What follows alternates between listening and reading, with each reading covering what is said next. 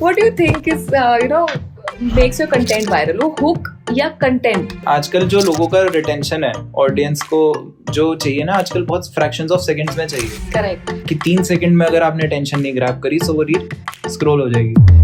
Brand हमेशा एक consistency से ही चलता है. आप बचपन से देख रहे हो कोका कोला लाल है. Correct. राइट, वो आज तक नहीं बदला. अब वो अगर मन करता उसका कभी गुलाबी होने का, भी नीला होने का, तो आप कोका कोला का शायद रेफरेंस जो है वो नहीं कर पाते उसको. Maximum businesses fail होते हैं due to bad marketing strategies. तो जब आप मार्केट कर रहे हो ना, you have to be available 360. जैसे बालाजी वेफर्स ने करा था, if you know that. हाँ, yes. राइट, तो उसने अवेयरनेस क्रिएट करी ना. उसने थोड़ी बैठ के एड स्पेंड करा सिर्फ. तो द क्रंच इज कि सिर्फ डिजिटल मार्केटिंग करके कुछ नहीं होगा, आपको हर सेक्शन पर ध्यान देना पड़ेगा. एग्जैक्टली. पर लोगों को लगता है इंस्टा पे सब कुछ बेहतर है, बट ऐसा नहीं है. कॉस्मेटिक तो बहुत महंगा प्रोडक्ट है, इतनी सी लिपस्टिक हजारों की आती है, हम भी बेच देंगे. राइट, ठीक है तुम बनाओ, लेकिन उसके लिए फिर बैकिंग भी फाइनेंशियली इतनी ज्यादा स्ट्रांग रख कर चलो कि हाँ इतना पैसा मैं फ्लो करूंगा ही करूंगा. रेगुलर पोस्ट करते रहो, ठीक है, जितना कंटेंट है उसको डालते रहो.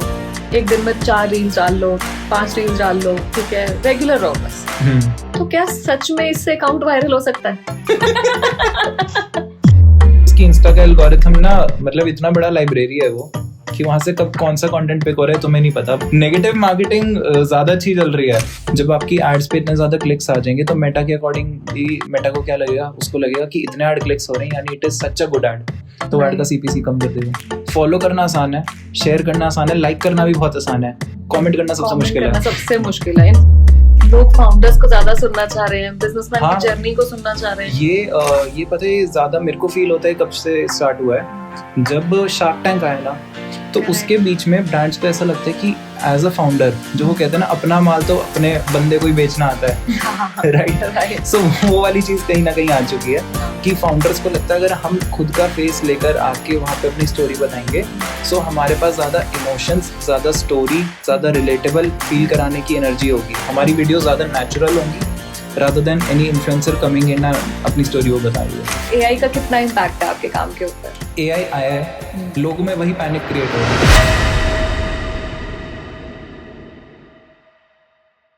आज के टाइम में डिजिटल प्रेजेंस ब्रांड्स के लिए ऑप्शनल नहीं रही. It's the backbone of growth. Social media post और एड्स के आगे भी एक पूरी स्ट्रैटेजी होती है जो ब्रांड्स को स्केल करने में हेल्प करती है. इसी ब्रांडिंग की गेम को समझाने के लिए आज हमारे साथ हैं mister Dhruv Goyal, founder of what if media, एक ऐसी डिजिटल मीडिया कंपनी जो ब्रांड्स को स्केल करने में ही नहीं बल्कि एक रियल इम्पैक्ट और ग्रोथ क्रिएट करने में भी हेल्प करती है. इस एपिसोड में हम बात कर रहे हैं डिजिटल मार्केटिंग के real dynamics, brand building, business challenges और उन डिजिटल मार्केटिंग स्ट्रैटेजीज की जो कि ब्रांड्स को दूसरों से अलग दिखाने में हेल्प करती है. अगर आप भी डिजिटल मार्केटिंग को और डीपली समझना चाहते हैं तो इस एपिसोड को एंड तक जरूर देखिएगा.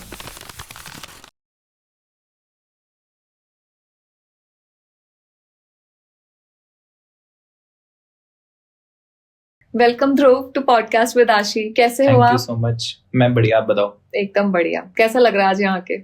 बढ़िया है, सेटअप बढ़िया है, अच्छा लग रहा है. बस सेटअप अच्छा है. हाँ, मैं भी बढ़िया लग रहा हूँ. बोलो कि होस्ट बहुत अच्छी है, बहुत मजा आ रहा है. होस्ट बढ़िया है, होस्ट बहुत बढ़िया है, सेटअप बहुत अच्छा है, सारा अरेंजमेंट बहुत अच्छा है. Thank you. ध्रुव, अभी पहले कुछ बेसिक से स्टार्ट करते हैं. उसके बाद आगे थोड़े से अच्छे क्वेश्चंस पे जाएंगे. ठीक है. सबसे पहले तो मुझे ये बताओ कि आप एक ऐसी फैमिली से बिलोंग करते हो जो कि इलेक्ट्रॉनिक्स में है. नहीं, आई वांट से बनिया है, तो मुझे कास्टिज्म नहीं करना, बट जो कि इलेक्ट्रॉनिक्स के बिजनेस में है. और उनसे हटके आपने डिजिटल मार्केटिंग को चूज किया, म्यूजिक को चूज किया. तो ये कैसे हुआ? So, डिजिटल मार्केटिंग में आना, एजेंसी में आना was never a first choice, to be honest. Okay. Right. So, बचपन से जैसे म्यूजिक में था, right? And कोविड आया, उस टाइम मैंने कुछ अपने सॉन्ग्स खुद लिखे थे, right? And हुआ कुछ ऐसा कि उस टाइम पे ना मैंने एक गाना पूरा शूट करवाया था, जैसे फिल्म शूट वगैरह स्टूडियो के थ्रू. उसमें बड़े पैसे लग गए. ठीक है. Okay. तो मेरे को वो यार इतना पैसा तो नहीं बहा सकते, अब कुछ तो करना पड़ेगा. तो उस टाइम रिसेंटली ऐसा हुआ था कि प्रतीक कोद और अनूप जैन के ना कुछ गाने आते जिनमें आर्ट को यूज करा हुआ था उन्होंने, ग्राफिक्स एंड आर्ट को. अच्छा. तो मेरे को लगा ये मैं भी ट्राई कर सकता हूँ.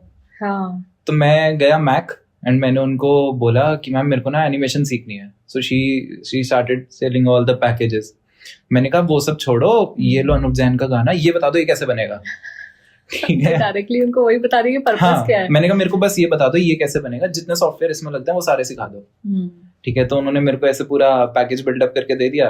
मैंने कहा ठीक है. अब बस वहां से डिजाइनिंग में एंटर हुआ था. देन इवेंचुअली जो है फिर एक इंटर्नशिप मिल गई उसी से. फिर एडवर्टाइजिंग में चला गया. एडवर्टाइजिंग में गया तो वहां जाके पता लगा ये तो बहुत बड़ा ही वर्ल्ड है, जो अलग ही लेवल पे डिजाइन्स, क्रिएटिव्स और कॉपीज में मतलब बहुत नेक्स्ट लेवल पे सब चीजें चल रही हैं. राइट. तो फिर उस कल्चर में रहते रहते ना वो एक आदत बन गई, वो मतलब एक अडेप्ट हो गया उस कल्चर से. मजा आने लग गया. राइट. एंड फिर चलते चलते लगा कि ठीक है अब इतना ज्यादा टॉक्सिसिटी नहीं झेल सकते, बनिया आदमी लास्ट में बिजनेस में कूदना ही है. रह नहीं सकते बिजनेस किए बिना. तो फिर इवेंचुअली फिर इसी पर आया मैं. Then I started freelancing along with my job. And the moment freelancing was paying me equally or more than my job, at that point of time I thought कि हाँ चलो ठीक है, let's switch to a permanent like business type. मतलब आपने job भी किया? हाँ, तभी मेरे को वो जो एक्सपीरियंस है डिजाइन का, लाइक हमारी जो एजेंसी का मेन यूएसपी है दैट इज आवर डिजाइन्स. हाँ. अगर क्लाइंट्स हमारे साथ स्टिक रहते हैं so that is because of the designs that we make. बेशक अब एआई का इंटीग्रेशन बहुत ज्यादा फास्ट हो गया है, बट एआई से पहले भी the way we were blending everything Photoshop के थ्रू या आफ्टर इफेक्ट्स के थ्रू, जो हमारे डिजाइनिंग सॉफ्टवेयर रहते हैं, तो वो जो चीजें चलती आई ना तो हमारे क्लाइंट्स को सबसे ज्यादा वो पसंद आता था हमारा. And that was the reason. मतलब डिजाइन यूएसपी इसलिए बन पाया because when I learned my design and went to advertising, तो वहां पे इतने माइनर मिस्टेक्स के लिए भी मतलब आप लगा लो देयर हैव बीन टाइम्स जब मैंने एक फुल स्टॉप के चक्कर में पूरी वीडियोस को रेंडर करा है. Seriously? Just for a full stop. Health card ऐसा करता था. ठीक है, मैं नाम नहीं लेना चाह रहा था, बट हेल्थ कार्ड ऐसा करता था कि बिल्कुल एक फुल स्टॉप, एक वर्ड कैपिटल रह गया, एक वर्ड स्मॉल रह गया, तो उसके लिए पूरी वीडियो दोबारा रेंडर पूरी वीडियो रेंडर कर दो, और इस बीच में वो और एडिट्स आ जाते थे. तो मतलब आप लगा लो कि बेशक क्लाइंट से वो एस्केप लेने के चक्कर में या कैसे भी, बट वो आई टू डिटेल आनी शुरू हो गई थी. कि यार ये फिर से आकर मेरे को बार्ज ना करे कि भाई ये भी एडिट कर, एक फुल स्टॉप डाल, एक एक्सक्लेमेशन मार्क डाल. समझ रहे हो? तो उसके चक्कर में वो जो आई टू डिटेल है ना, अब वो यहाँ पर काम आई है एज अ डिजाइन पार्ट. तो मतलब ये जो प्रोफेशन है, ये प्रोफेशन बाय चांस है?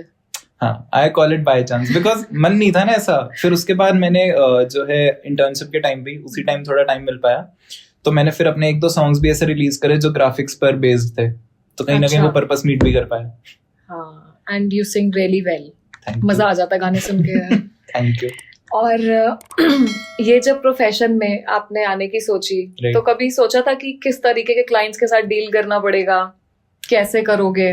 नहीं, एक्चुअली अगर इस चीज पे मैं बताऊं तो देखो, जो मेरी जॉब थी ना, इट वाज ऑब्वियसली एडवर्टाइजिंग ना बहुत लो पे करता है हमेशा से, just because of the name. जैसे बिग 4 करती है कि हम तुम्हें नाम दे रहे हैं तो हम तुम्हें इतना पैसा नहीं देंगे, राइट?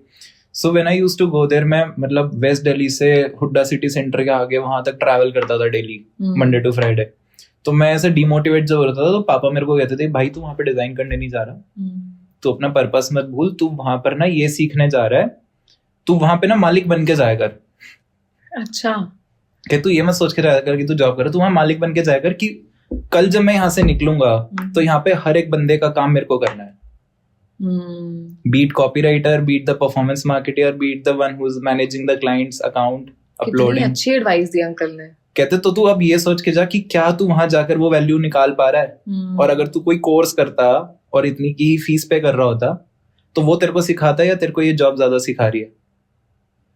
Very true. राइट. तो मैंने कहा हाँ ये तो है. सो उस दिन के बाद से ना what I started doing was कि मैं अपना जो क्लाइंट सर्विसिंग के वहां पे लोग थे, जो अकाउंट मैनेजमेंट के थे, जो परफॉर्मेंस के थे, मैंने वो दोस्त बनाने स्टार्ट करे उसके बाद. अच्छा. राइट. एंड मैं डेली उनके साथ चाय की गॉसिप पे उनके साथ जाता था to know the struggles they are facing right now. Okay. कि आखिर क्या कर रहे हैं ये, क्या नहीं कर रहे. तो ऐसा था मतलब. तो वहीं से मतलब आप हम ये कह सकते हैं ऑलराउंडर बन के निकले. हाँ, राइट. ग्रेट. एंट्री डिजाइन की तरह हुई, देन वहां से निकलते निकलते सारी चीजें सीखते निकला मैं. इस प्रोफाइल को थोड़ा सा समझते हैं. ओके. डिजिटल मार्केटिंग या परफॉर्मेंस मार्केटिंग, क्या ये अलग अलग टर्म्स हैं? Performance is a part of digital marketing. Like digital is a very big landscape पूरा ना, जिसके अंदर बहुत सारी चीजें हैं. आपका बेशक एसईओ डेवलपमेंट कुछ भी आपका जो आ रहा है, जो डिजिटल के आपका मतलब देखो, एक तो हो गया ऑफलाइन मार्केटिंग, बंदा जाके आपका सामान बेच कर आ रहा है, राइट, उसके अलावा जो भी चीजें डिजिटली हो रही है, that all comes under the digital marketing one, right. So it is a very big picture. उसका एक पार्ट है परफॉर्मेंस मार्केटिंग, जो कि ज्यादातर से फोकस, परफॉर्मेंस का फोकस है सिर्फ ads, ads and paid media के थ्रू आप हमारे ब्रांड को ग्रो करो, that is performance. And digital तो सारा कुछ ही हो गया, be it uploading the creative platforms आ गए. हाँ, एग्जैक्टली. बेशक अगर मैं क्रिएटिव भी अपलोड करके व्हाट्सएप स्टेटस पे लगा रहा हूँ किसी क्लाइंट के लिए regularly, that is also a part of digital marketing that I am doing for them. Okay, या I always thought that they are very similar terms. हाँ, सिमिलर बट डिफरेंट. मतलब सिमिलर भी नहीं कहूंगा मैं उसको कहूंगा it is just a part of it, like not completely digital marketing. Okay. ऐसी कौन सी डिजिटल मार्केटिंग मिस्टेक्स हैं जो आपको लगता है कि कोई जो बिजनेस ओनर्स है ना वो बहुत रेगुलर बेसिस पे करते हैं और नहीं करनी चाहिए? मतलब एजेंसीज जो कर रही हैं मिस्टेक आज के बीट एजेंसीज, बीट बिजनेस ओनर्स, क्योंकि बहुत सारे बिजनेस ओनर्स अपने जो सोशल मीडिया पेजेस हैं वो खुद ही हैंडल कर रहे हैं, राइट. ठीक है, तो ऐसी कौन सी मिस्टेक्स हैं जो आप बहुत रेगुलर बेसिस पे नोटिस करते हो जो लगता है कि नहीं होनी चाहिए? Design language. Okay, as like जैसे ना लोगों को ना टाइम टू टाइम चॉइसेस बदलती रहती हैं, and that's very normal, but brand हमेशा एक कंसिस्टेंसी से ही चलता है. आप बचपन से देख रहे हो कोका कोला लाल है, करेक्ट, राइट, वो आज तक नहीं बदला. अब वो अगर मन करता उसका कभी गुलाबी होने का, भी नीला होने का, तो आप कोका कोला का शायद रेफरेंस जो है वो नहीं कर पाते उसको. आज आप एक रेड एड देखते हो जिसपे डूडलिंग हुई हुई है और बड़े बड़े फॉन्ट से लिखा है, यू विल रिलेट कि कोका कोला है, राइट. सो जो बिगेस्ट पॉइंटर मेरे को लगता है, मे भी हो सकता है एज अ डिजाइनर मेरे को लगता हो और भी कुछ पॉइंटर्स होते हैं वैसे तो, but what I feel is कि वो कंसिस्टेंसी है ना डिजाइन की, लैंग्वेज, वो सबसे ज्यादा जल्दी मिस आउट होती है. आज मैं एक फॉन्ट यूज कर रहा हूँ, कल मैं एक रील डालूंगा, मेरे को लगेगा यार ये ना इस वाली रील में थोड़ा क्लियरली नहीं दिख रहा, तो मैं उसको तो मैं दूसरा यूज कर लूंगा विदाउट थिंकिंग कि शायद मैं इसको कुछ तो कर सकता हूँ पीछे की टेक्स्ट थोड़ा क्लियर दिखे, कहीं और प्लेस कर दूं, इस फ्रेम पे ना प्लेस करूं, नहीं तो बैकग्राउंड में कुछ दे दूं, उसके स्ट्रिप डाल दो उसके पीछे, कुछ भी कर सकता हूँ, लेकिन नहीं, वो फॉन्ट ही बदल देते हैं. Correct, right. So fonts, colours, या फिर be it icons, be it imagery, guidelines को स्किप करना सबसे ज्यादा कॉमन देखा है मैंने. मतलब छोटी छोटी चीजें ही एक्चुअली ब्रांड की पहचान बन जाती हैं. हाँ, एग्जैक्टली. अब जैसे मैं जैसे आपको कोका कोला का एग्जांपल दे रहा था, राइट. सो वो रेड कलर उसकी पहचान बना हुआ है. अब मैं किसी ब्रांड को देख रहा हूँ, वो कभी अपने कलर्स को चेंज करता जा रहा है, एंड दैट्स द रीजन. आपने एक चीज और नोटिस करी होगी, कभी कभार इंस्टाग्राम पेजेस जो हैं वो ऊपर से नीचे तक पूरी फीड एक सिमिलर कलर टोन्स में जा रही है, कोई है जो पूरे अर्दी टोन्स में चल रहे हैं, राइट. तो आप उन ब्रांड्स को देखने में ज्यादा रिलेटेबल फील करते हो, आपको अच्छा लगता है उनको देख के, rather than seeing those punchy colors, right. कुछ ब्रांड्स ऐसे भी है जो पंची कलर्स रखते हैं, बट वो स्टार्टिंग से ही अपनी लैंग्वेज को इतना लाउड रख कर चलते हैं. लाइक आप सोशल्स लगा लो, सोशल्स का हमेशा से लैंग्वेज क्या है, बहुत लाउड है, राइट. लेकिन वो लाउड रहते हुए भी ना हमेशा ऑरेंज ब्लैक व्हाइट को नहीं छोड़ेगा, अपना थीम कलर नहीं छोड़ेगा वो कभी. और वो उसके जो पंची फॉन्ट्स हैं वो नहीं कभी स्किप होंगे, वो हमेशा कहीं ना कहीं आते रहेंगे. सो that is one thing, how you build a consistency while building a brand. Okay, मतलब ये कितनी छोटी सी चीज है और कितना मैटर करती है. बहुत मैटर करती है फॉन्ट्स वगैरह सब कुछ. Like there have been times मैं क्लाइंट से जब ऑनबोर्ड हो रहे हैं, मैं कह रहा हूँ आपका फॉन्ट कौन सा है, उनको पता ही नहीं. देयर लाइक जो इंस्टा पे डलता है वो कौन सा होता है जो रील पे डल जाता है टाइप करते क्या बात हुई, होता है ऐसा. तो मैं कहता हूँ कि आपका कोई फॉन्ट नहीं है फिक्स. देयर लाइक नहीं, ऐसा कुछ हमने कभी सोचा नहीं. हाँ, because people are not aware. मुझे लगता है कि लोगों को इसमें अवेयरनेस की जरूरत है अभी. और एक ना जो मुझे लगता है बहुत बड़ी एक प्रॉब्लम है इंडिया की, उनको लगता है हम सारे काम ना खुद कर लेंगे, और इसमें है क्या, बस पोस्टिंग ही तो करनी है, हम कर लेंगे. डिजाइन में क्या है, फोटोशॉप भी तो ना थोड़ा सा, आजकल तो कैनवा भी आ गया. तू पोस्टर ही तो बना रहा है, देखो बस इसीलिए कदर नहीं है. पोस्टर ही तो बना रहा है, कर ही क्या रहा है तू, और ये तो रहता है.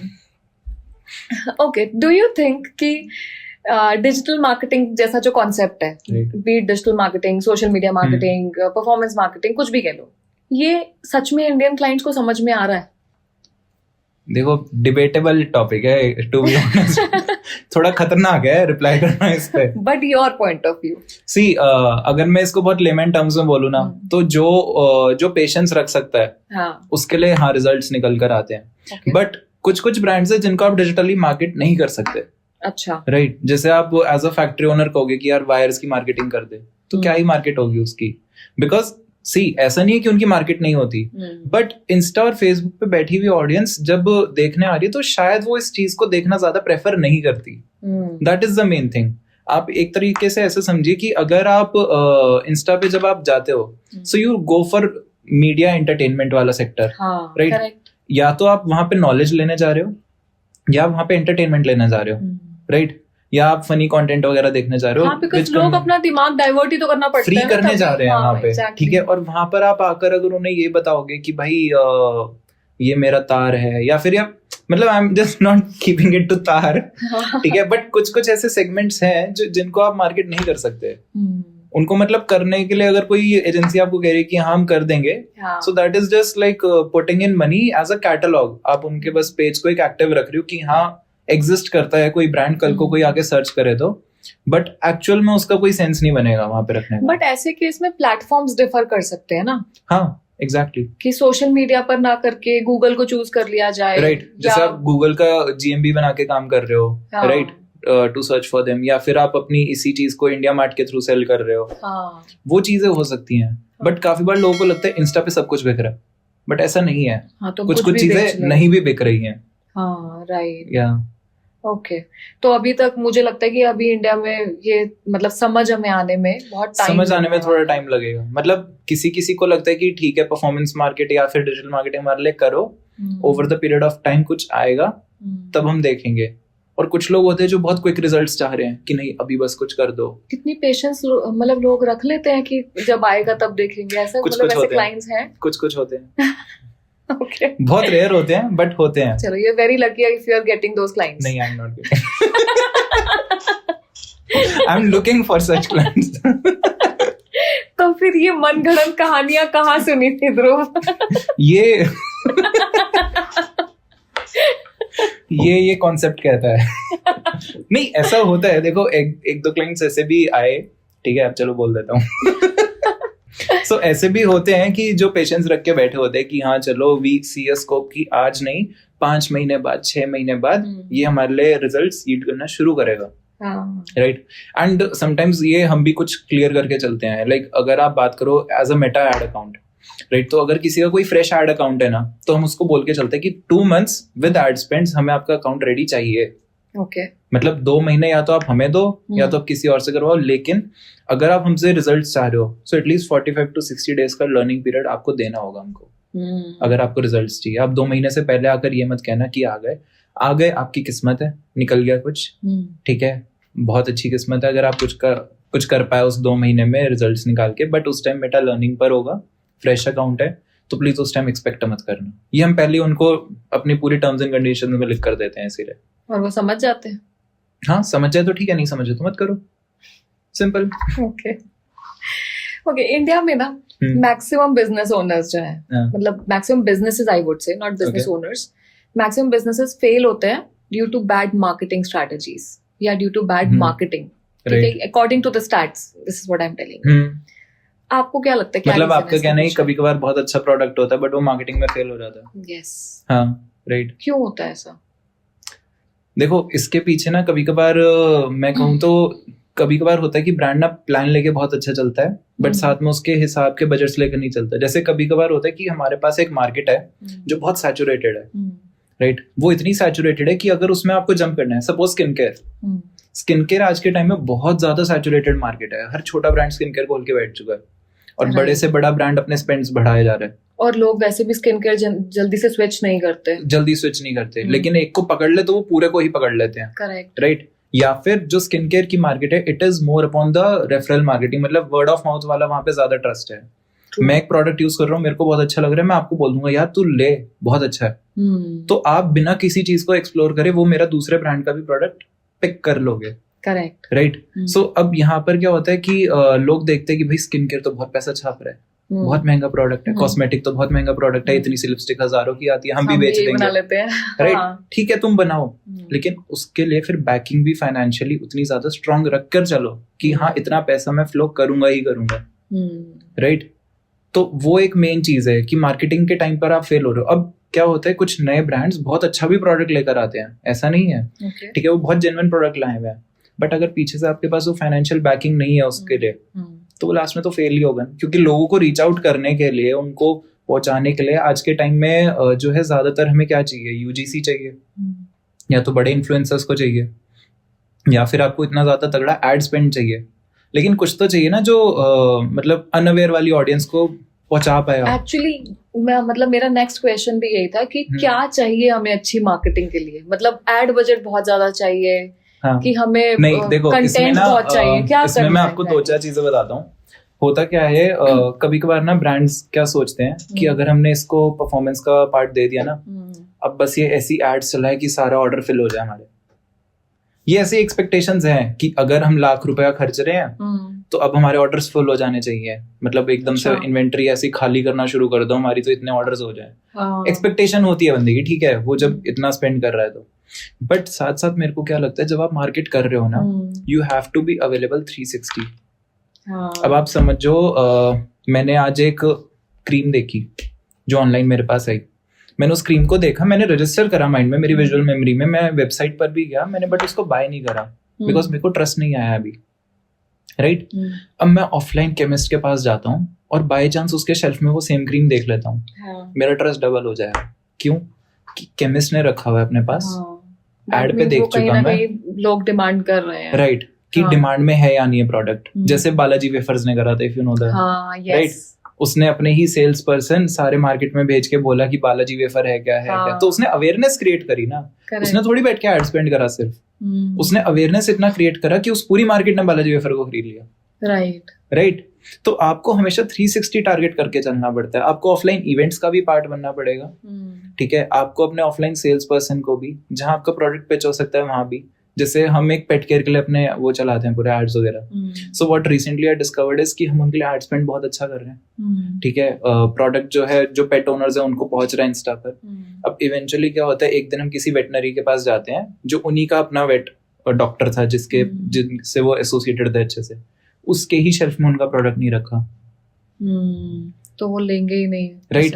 तो अब क्या है, मैंने ऐड तो देख लिया अपने पेट का, और पेट मतलब मैं ये एक स्पेसिफिक इंडस्ट्री पे नहीं कह रहा, पेट है जिसपे कोई क्रीम हम ऐसे वैसलीन लगा के नहीं चल सकते, करेक्ट, राइट, उसके अपने प्रोडक्ट्स हैं। हाँ। तो मेरे को उसकी नॉलेज तब, और मेरे को उसका नॉलेज और ट्रस्ट तब ज्यादा बढ़ेगा जब मैं उसको एड पे देख लिया, दैट्स फाइन, लेकिन जब मैं उसको शेल्फ में देखूंगा एक डॉक्टर के, तब मैं ज्यादा उस पर बिलीव करूंगा कि हाँ ठीक है, ये प्रोडक्ट यहाँ भी एक क्लिनिक में भी रखा हुआ है, so it is safe and it is being a trendy product जो लोग यूज कर रहे हैं, right. So you need to be available 360 when you are pitching something. So the crunch is कि सिर्फ डिजिटल मार्केटिंग करके कुछ नहीं होगा, आपको हर सेक्शन पर ध्यान देना पड़ेगा। Exactly, B it departmental stores, B it canopies वगैरह लगा के, जैसे छोटे छोटे आप कॉलेज में इवेंट्स कर रहे हो छोटे से, या फिर आप कहीं पे स्टॉल सेटअप कर रहे हो, स्टोर्स में आप बात कर रहे हो, ब्लिंकिट पर आप आ रहे हो, तो आपको हर जगह थोड़ा पार्ट बेशक लेना पड़ेगा, लेकिन 360 होना पड़ेगा, ताकि एक प्रोडक्ट के पीछे ब्रांड अवेयरनेस क्रिएट करो ज्यादा से ज्यादा। हाँ। क्योंकि सेल तो शायद तभी बढ़ेगी जब ब्रांड का पता होगा, राइट। और लोग, मुझे लगता है यही समझने में थोड़ा सा लैग कर जाते हैं। हाँ, उनको बस पता है क्या लगता है, जो इंडियन माइंडसेट है वो कहता है थोड़ा सा तो आए पहले। हाँ, that is a very common, ये बढ़िया माइंडसेट है, आई वुड से। नहीं, ये पूरा इंडिया का माइंडसेट है। ये पूरे इंडिया का माइंडसेट है ज्यादातर, कि थोड़ा सा तो आए फिर हम कर देंगे। हाँ। अरे वो थोड़ा भी तो तब आएगा जब 4 लोगों को पता होगा तुम हो कौन, राइट। कभी ऐसा कुछ हुआ है कि मतलब सोशल मीडिया पे खूब पैसा लगा दिया किसी ने, बजट मतलब भर के लगा दिया, जितना किसी ने बोला हो, मतलब किसी एजेंसी वाले ने बोला वो लगाया, लेकिन रिजल्ट फिर भी 0? हाँ, क्या रीजन है? एक तो चलो मुझे पिछले आंसर से ये समझ में आया कि उसका एक रीजन होगा कि उन्होंने और जगह पर मार्केटिंग नहीं करी, अवेयरनेस नहीं करा। हाँ, उसके अलावा भी कोई रीजन हो सकता है इसका? सी मेरे को लगता है ये वाला बिजनेस ना सबसे ज्यादा इफेक्ट होता है लीड्स वाले बिजनेस में। अच्छा, राइट। जैसे वेबसाइट की सेल्स है, एक बार को उसको एजेंसी कंट्रोल कर सकती है, अपने क्रिएटिव्स को चेंज करके, स्विच करके, वेबसाइट को थोड़ा सा बेटर करके, एक्सपीरियंस को बेटर करके, वो सब चीजें एक बार को एजेंसी और क्लाइंट आपस में हैंडल कर सकते हैं। अब क्या होता है लीड्स वाले बिजनेस में ना, हम लीड्स जनरेट कर रहे हैं एज अ एजेंसी, हम उनके एड स्पेंड्स लगा रहे हैं। अब अगर सामने की सेल्स टीम इतना अच्छा पिच नहीं कर पाए क्लाइंट्स को, हाँ, तो पैसा लगा, क्लाइंट भी शायद जेन्युइन आया था। मैं मान के चलता हूँ कि चलो 1000 लीड्स में से 80% जंग था, बहुत बड़ा नंबर 80% जंग, ठीक है, जो कि पॉसिबल नहीं है। पॉसिबल कभी कभार हो भी जाता है, चलो मैं कहता हूँ इस वाले सिचुएशन में है पॉसिबल 80%। तो 200 क्लाइंट्स को बेच पाना वो सेल्स टीम का वर्क था, राइट। सो यहाँ पर एक बहुत ज्यादा स्पेंड का लीक होता है। अब जैसे मैं अगर आपको एक केस स्टडी बताऊं, so last to last year we were running ads for a clinic, for a skin clinic, okay, right. तो उनके साथ हमारा प्रॉब्लम क्या हुआ, we were running ads for them, ठीक है, बजट्स बर्न हो रहे थे। अब बजट्स के बर्न होते होते क्या हो रहा है, उनकी जो सेल्स टीम है, एक दिन वो आकर बोली, क्लाइंट ने रिपोर्ट करा कि यार आपकी लीड्स कन्वर्ट नहीं हो रही हमारे पास। तो हमने कहा चलो ठीक है, हमने डेटा शीट चेक करा तो 200 लीड्स लगातार नॉन इंटरेस्टेड पे आ रही हैं, जो सेल टीम ने मार्क करा that they are not interested, they are not picking calls, etc etc. But if they're not interested, why did they even put their numbers on the lead? मैं कहता हूँ चलो डाल भी दिया, 200 लगातार कोई इंटरेस्टेड नहीं है, कैसे हो सकता है? कोई तो होगा, थोड़ा सा तो वार्म लीड होगा, राइट। तो मैंने कहा ठीक है, एक दिन में बैठा एंड मैंने रैंडमली 10 नंबर्स पे कॉल कर लिया पर्सनली, ठीक है। अब उसमें से पता लगा कि 4-5 जो लोग थे वो मेरे से 5-5 7-7 मिनट बात कर रहे हैं, like a cold call given to them. मैं क्लिनिक को रिप्रेजेंट करके उनको बस कह रहा हूँ कि आपने कैड में इंटरेस्ट शो करा, तो मेरे से 5-7 मिनट्स कैसे बात कर पा रहे हैं? अगर वो नॉट इंटरेस्टेड ही नहीं है तो क्यों बात ही क्यों कर रहे हैं? वो बात कर रहे हैं, वो क्लिनिक का एड्रेस पूछ रहे हैं, वो अपना एड्रेस बता रहे हैं, हाँ वहां से इतनी देर लगती है, मैं उस दिन आ जाऊंगा, आ जाऊंगी। सो कहाँ पे लूप था? ये तो सेल्स टीम का लूप हुआ ना। सो फिर क्या हुआ, जब फिर सेल्स टीम को रिपोर्ट करा तो उनके पास जवाब नहीं था उसका। दे वर लाइक पता नहीं, अब शायद कह रहे होंगे। हाँ, तो मतलब बहुत फैक्टर्स है ना जो इन सब चीजों को अफेक्ट कर रहे हैं, एंड ब्रांड्स ओवरलुक कर देते हैं इन चीजों को कई बार। तो it becomes like a loop, क्योंकि आप एक तरफ डिजिटल मार्केटिंग करो, ठीक है, उसके बाद आप ऑफलाइन मार्केटिंग करो, ठीक है, फिर उसके बाद जब लीड्स आपके पास रिसीव हो रही हैं तो फिर वो आपकी सेल्स टीम के पास जा रही है, फिर सेल्स टीम उनको क्लोज नहीं कर पा रही तो एक अपना एक अलग इशू है। फिर सेल्स टीम से चलो मान लो क्लोज हो भी गया, तो जो सर्विस आप प्रोवाइड कर रहे हो, जो प्रोडक्ट प्रोवाइड कर रहे हो, वो किस तरीके से हो रहा है, सर्विस कैसी है, तो वो सब मैटर करता है। तो ये तो पूरा फिर लूप ही हो गया ना। तो वी कांट से कि सिर्फ डिजिटल मार्केटिंग की वजह से चीजें फेल हो रही हैं, जो कि मुझे लगता है आज की डेट में लोग बहुत ज्यादा बोलने लगे हैं, हाँ, कि डिजिटल मार्केटिंग ठीक से नहीं हुई, मार्केटिंग वाला ठीक से काम नहीं कर रहा। Exactly. अब जैसे रिसेंटली व्हाट्स हैपनिंग है कि एक ब्रांड है, वो ब्रांड जो है उन्होंने फ्रेश टैलेंट अपना हायर करा। उन्होंने कहा कि हम फ्रेश बच्चों को लेकर आएंगे, फ्रेश टैलेंट को लाएंगे, तो बहुत ज्यादा एनर्जी आएगी, यूथ वाली एनर्जी आएगी और बहुत अच्छा कंटेंट क्रिएशन होएगा। मैंने कहा ठीक है, आई अप्रिशिएट दैट। अब वो फ्रेशर्स हैं, उनको एक्सपीरियंस थोड़ी है संभालने का, ठीक है, and the company was like कि उनको इतना नॉलेज नहीं था कि किस चीज में कितना एफर्ट्स पुट हो रहा है या नहीं हो रहा। तो इवेंचुअली होता क्या है, एज अ मार्केटिंग एजेंसी जब हम उसमें स्टेप इन हुए, so we asked for some creatives from the design team. We said कि we are handling the performance, हमें ये डिजाइन्स बना के दो। 8 to 9 डेज हो गए, क्रिएटिव नहीं आ पा रहा, सिंगल क्रिएटिव नहीं आ पा रहा, 8 to 9 डेज का गैप लग रहा है।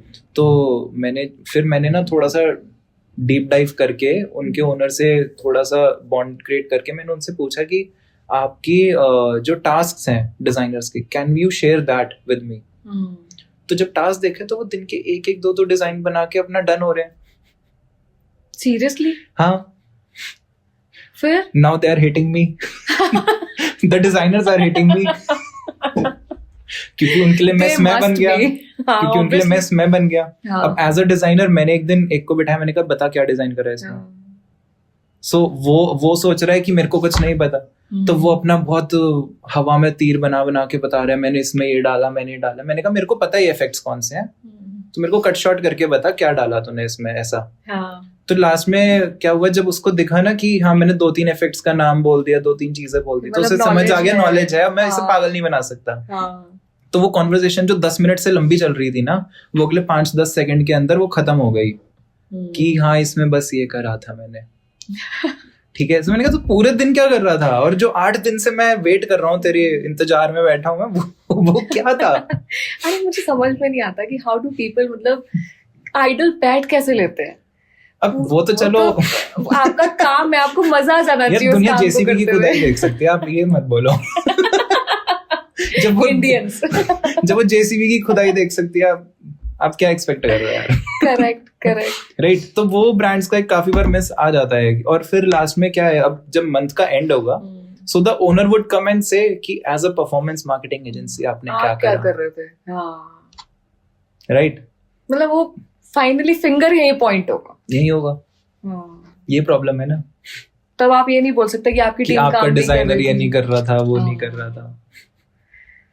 सो अभी तक आई वुड मतलब जितना समझ में आ रहा है ना मुझे, मैं ये कह सकती हूँ कि ये जो है ना एक चैलेंज करने वाली इंडस्ट्री है Challenging अभी तक, industry, क्योंकि लोग ना अभी तक ना तो इस चीज को समझ पा रहे हैं, और जो समझ भी रहे हैं वो उसे एक्सेप्ट भी नहीं कर एक्सेप्ट पा नहीं रहे। करना चाह रहे। हाँ, उनको लग रहा है कि ऐसा नहीं होता, बस हमारे अकॉर्डिंग कर दो आप, जैसे हम कह रहे हैं। एग्जैक्टली और एक इसमें प्राइस वॉर बहुत तगड़ा है अच्छा, वो कैसे? कि मैंने बोला दिस सर्विस, ये जो पूरा सर्विस है इसका आपको, अब जैसे रिसेंटली क्या हुआ, परसों मैं एक क्लाइंट से मिलने गया एंड मैंने कहा कि आप पर क्रिएटिव मेरे को अगर पे करोगे तो वो सो एंड सो चार्ज होगा, लेट्स से 1000 होगा, ठीक है। तो कहते हैं अच्छा ठीक है, कहते हो और अगर आप 12 क्रिएटिव्स मंथ में बना के दोगे तो, मैंने कहा उसका 15K होगा। कहता तो हम तो पर क्रिएटिव ले लेंगे, मैंने कहा तो फिर पर एडिट भी तो चार्ज होगा उसका। तो कहता तो फिर भी आप 3000 फालतू लोगे 12 पोस्ट के।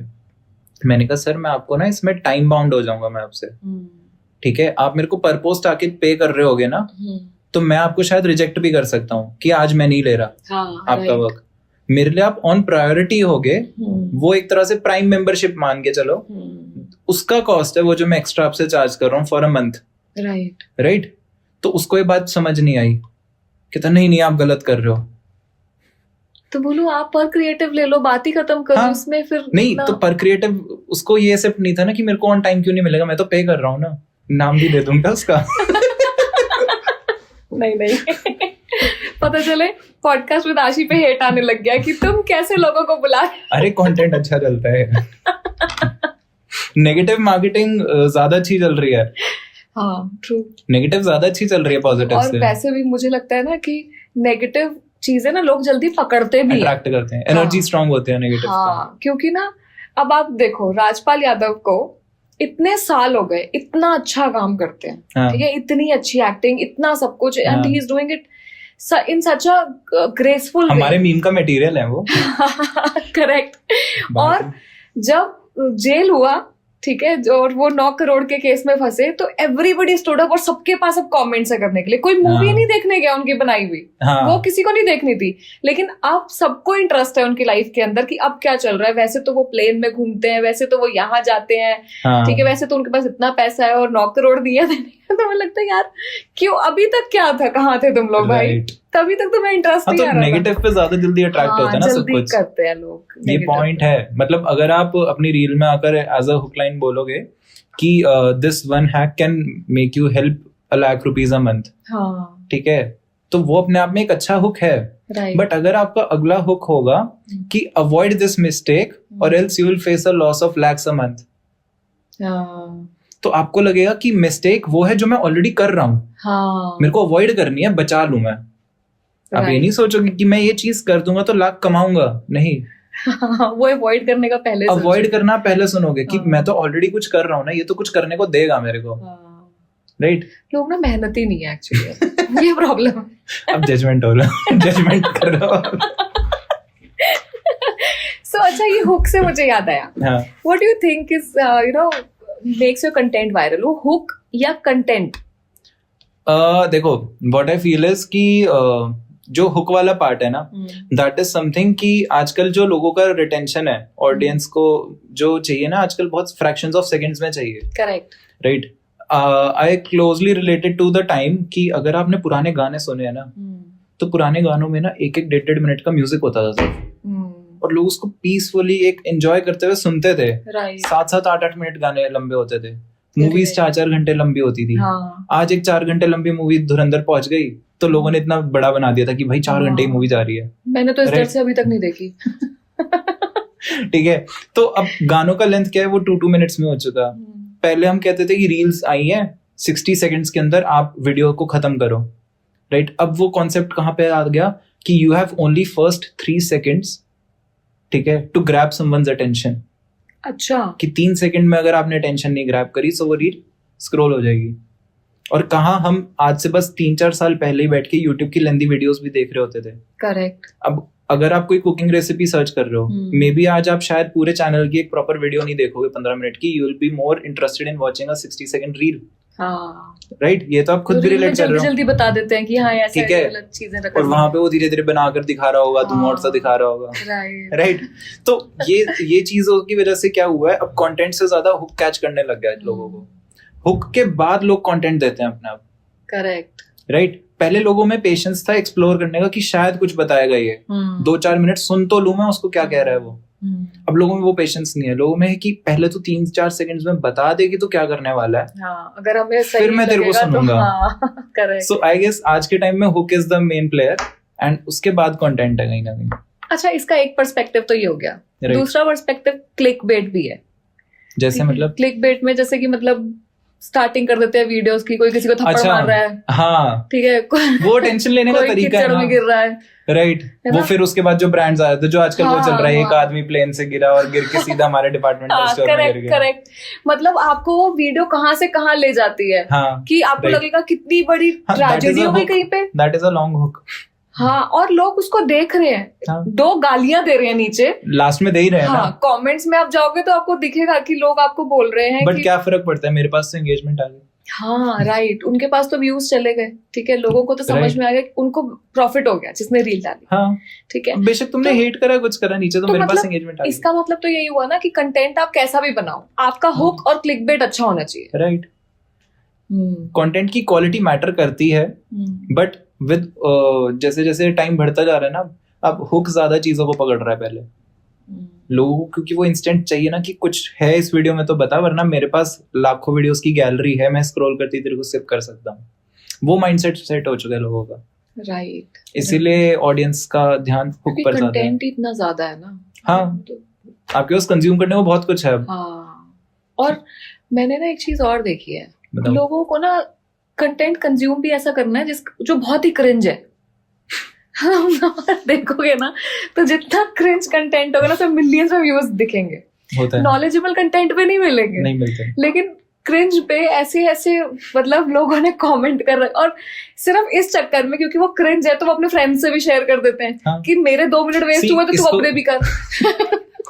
ये पता है क्या कॉन्सेप्ट है, एक दिन मैंने एक रील में ही सुना था कि इंस्टा की शेयरिंग इज समथिंग जिसपे कंट्रोल ऑडियंस का ही होगा हमेशा।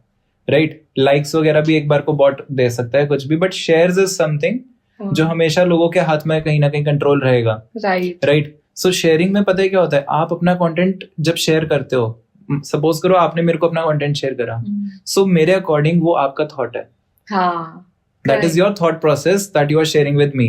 करेक्ट, राइट, या फिर आप वो कंटेंट शेयर करोगे जिसमें आप कूल लगो। हाँ, बिल्कुल। राइट, जैसे मैं कहूंगा यार ये बड़ी फनी रील्स भेजता है बंदा, हाँ, तो फनी वो नहीं है, बट मैंने उसका कैरेक्टर खुद डिफाइन कर लिया that this guy is funny because he is sharing with that type of content. Right, so sharing का ना सारा बेस उस पर हो चुका है। तो क्रिंज में जो आप कह रहे हो ना वो कहीं ना कहीं इसी चीज से मैच करता है। Right, so you are trying to be funny, you are trying to be cool, कि हाँ भाई तू देख क्या फालतू चीजें चल रही हैं। मुझे तो पता है, सच में ऐसे ही लगता है कि लोग सोचते हैं मेरा टाइम वेस्ट हुआ, अब तू तेरा भी करूंगा, मैं तेरे को भी कुछ कुछ हद तक वही है। सी, आई एम टेलिंग, ये क्रिंज कंटेंट ही। और पता है लोग इस चीज को सच में इतना शेयर करते हैं ना। अरे 2-4 दिन पहले मैंने अपने ऑफिस की खिड़की से देखा है। हाँ, क्या मैं देख रहा, मैं आराम से लंच कर रहा था और मैं देख रहा हूँ एक बंदा अपनी ओला भगा रहा है मिट्टी में, और ऐसे ड्रिफ्ट करता हुआ लेकर आया, 4 लोग उसमें से उतरे और एक बंदे को मारने लग गए। ये कंटेंट है, ये असलियत में नहीं था। और वो इतनी नेचुरल एक्टिंग थी, ठीक है। अगर ये लाइव जा रहा है ना तो उसमें डाल देना, मैं क्लिप भेजूंगा। इतने कमेंट्स आए मेरे पास, इतने स्नैप पे सेव आए उसके, और मैं ऊपर से देख रहा हूँ क्योंकि वो 4 बार टेक लिया उसने, 4 बार उसने वो गाड़ी घुमाई, 4 बार बंदे उतरे, 4 बार उसको मिट्टी में पेलाया उसने, ठीक है। और इसकी रील बन रही है, फिर एक लड़की आके उन्हें धक्का दे रही है कि इसको हटाओ, ये वो पता नहीं क्या, और लोग देख रहे हैं ना, ये दिख रहा होगा ऑब्वियसली, बढ़िया व्यूज होंगे उसके, रिलैक्स में होंगे।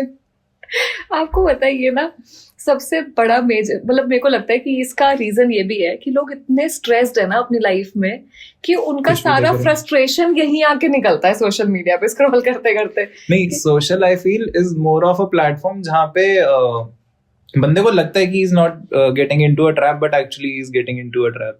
हाँ. मतलब फोमो की मार्केट मेरे को ज्यादा लगती है सोशल, जहाँ पे जो मेरे को समझ आया है, लोगों की एक्सपेक्टेशंस, लोगों की लाइफ ना बहुत ज्यादा फ्रेम होने लगी उस हिसाब से, राइट? अगर मैं मान के चलता हूँ इसको, द स्मॉलेस्ट एग्जांपल इज, मैं एज अ 25 ईयर ओल्ड, ठीक है, एग्जांपल मैं लेके चलता हूँ 25-26 ईयर ओल्ड, अब मैं एक लड़के को देखता हूँ जो अच्छा खासा दुबई वगैरह कंट्रीज में घूम रहा है, बड़ी बड़ी गाड़ियों में घूम रहा है, he is affording that lifestyle, ठीक है। अब मेरे को नहीं पता ना इसने बिल्ड करा या इसको परिवार से मिला है, right? Now I am starting my career at 25-26 after completing my MBA and everything. तो मैं वहां पर बैठे बिठाए मैं ये नहीं सोचूंगा कि मेरे साथ के कितने हैं और मेरे को किनसे लड़ना है। मैं उसको देखकर ना अपनी लाइफ में इंस्पायर होने की जगह मैं ये फील करूंगा कि मेरे से कितना आगे निकल चुकी दुनिया, इनसिक्योर हो जाएंगे, राइट?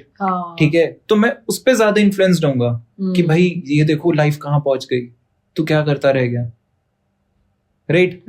एंड समहाउ फिर मैं उस कल्चर को अडेप्ट करने के लिए मैं अपने यहाँ से ओवर स्पेंडिंग कर रहा हूँ। अब जो आजकल एक वो कॉन्सेप्ट कह रहे हैं कॉन्सर्ट्स का जो आ रहा है, अगर आपने देखा हो तो क्या आ रहा है कि जितने भी इंडिया में कॉन्सर्ट्स हो रहे हैं ना, वो ज्यादातर लैविश लाइफस्टाइल दिखाने के लिए जो मतलब जो सर्विस क्लास के लोग हैं, राइट, वो अपनी पूरी सैलरीज लगा के वहां के पासेस, प्रीमियम पासेस खरीद रहे हैं उन कॉन्सर्ट्स के। सीरियसली? हाँ, just to show that lavish lifestyle, या फिर अपने आप को, वही जो मैंने कहा कि एज अ 25 ईयर ओल्ड मैं एक बंदे को देख रहा हूँ इतना अच्छा लाइफस्टाइल जीते हुए, और एज अ 25 ईयर ओल्ड मैं देख रहा हूँ कि मैं कहाँ पे स्ट्रगल कर रहा हूँ। सो मैं वाना भी इन्फ्लुएंसर वाला जो केस होता है ना, मैं उसके जैसा लाइफस्टाइल लेना चाह रहा हूँ, अडेप्ट करना चाह रहा हूँ। एक्चुअली लोग ना ये नहीं समझ रहे हैं कि सोशल मीडिया पे तो सब अच्छा ही दिखाते हैं अपने आप, राइट? ठीक है, वो सब किसने पूरा दिखाया है? कौन अपना दुख दिखाने आएगा? एक तो मेरे को वो नहीं समझ आते जो कैमरा में आकर रोते हैं। मतलब मैं अगर रो रहा हूँ ना तो मैं जाकर तकिए पे रो लूंगा। हाँ, मैं मतलब पहले ऐसे कैमरा ट्राइपॉड में नहीं लगाऊंगा और कहूंगा चल अब रोए। हाँ, मुझे वो भी नहीं समझ में आते जो सैड लिख के रख देते हैं ना स्टोरीज पे, सैड DND, तो ये भी मुझे समझ में नहीं आता। तो चुप हो जाना। मतलब अगर मैं पर्सनली सैड हूँ तो I will stop talking to people. Phone फेंक दे, जला दे, फूंक दे, कुछ भी कर दूंगी, बट आई विल नॉट से something like I am sad. मैं उदास हूँ, जूस पिला दो मौसमी का।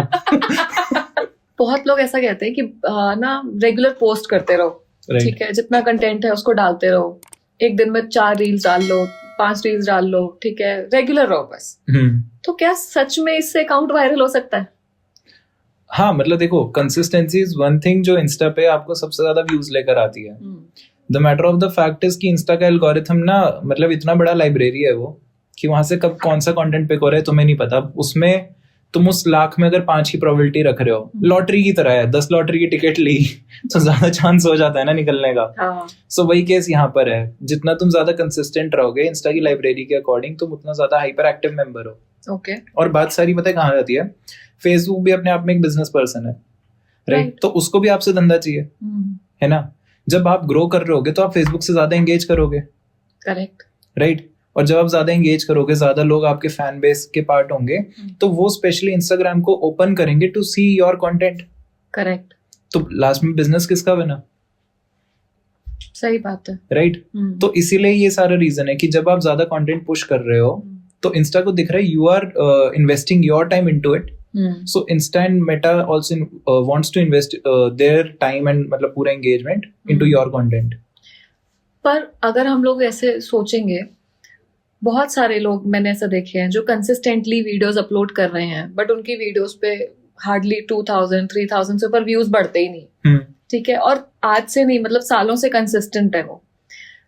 क्या ऐसे में हम ये बोल सकते हैं कि शायद उनके कंटेंट में वो बात नहीं है, या फिर कोई और इशू है?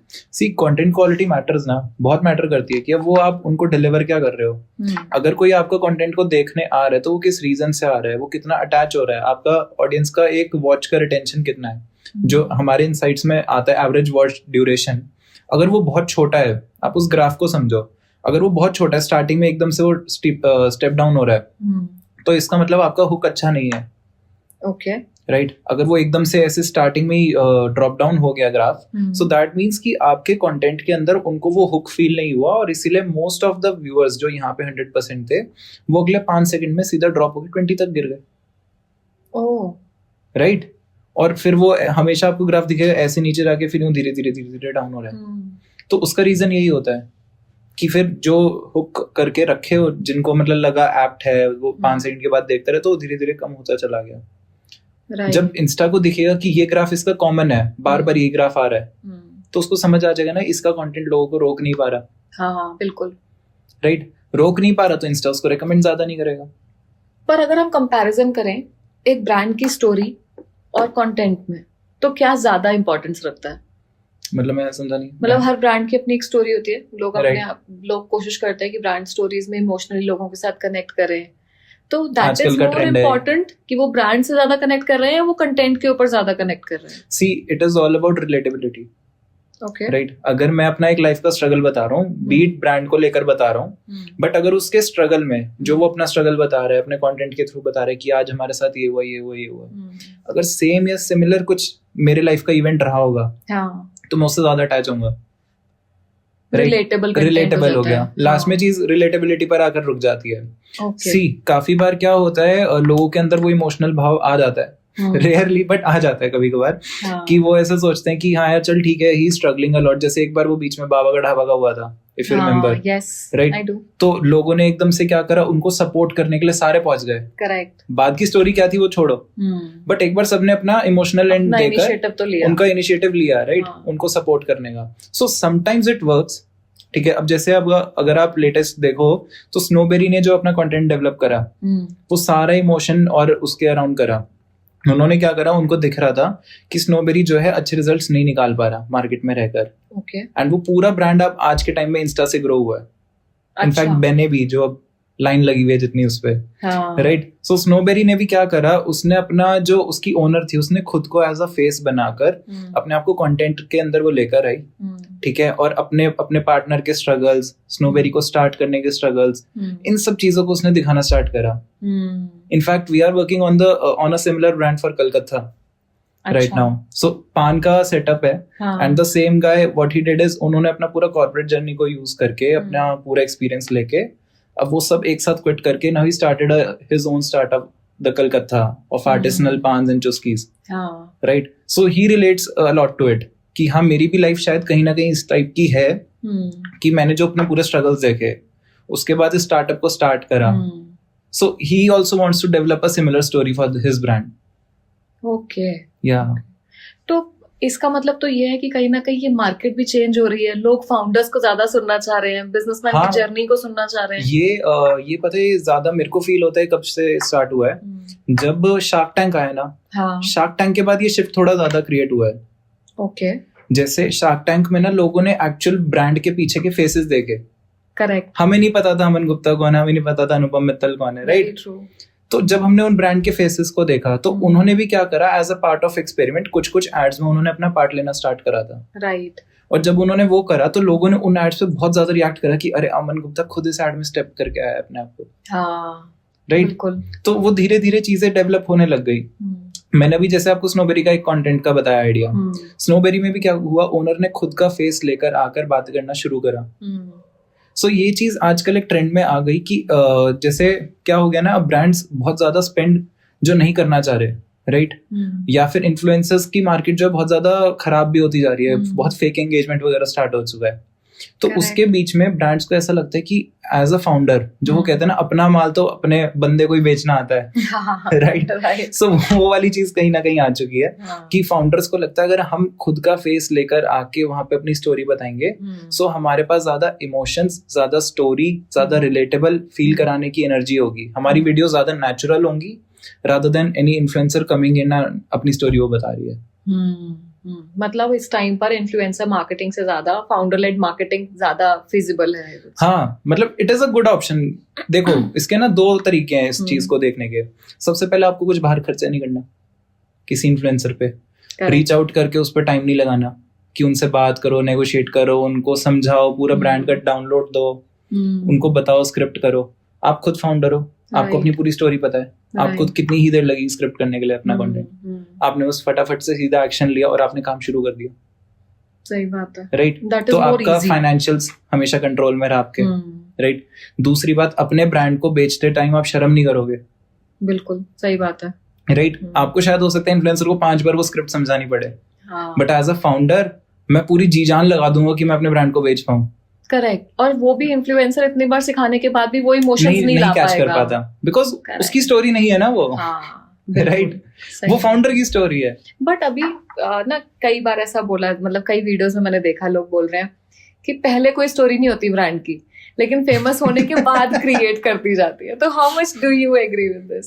Sometimes I do agree with it. मतलब पता है क्या होता है, देखो स्टोरी ना हर एक के पास कुछ ना कुछ तो होती है, कहानी किसके पास नहीं होता है, हाँ, राइट। बट जब हम उसमें डाइव करना शुरू कर देते हैं ना चीजों में, और जब चीजें ग्रो कर रही है तो बंदे को लगता है कि हाँ, अगर मैंने आज इसको इस पॉइंट तक पहुंचाया है तो मैंने कुछ तो करा ही है।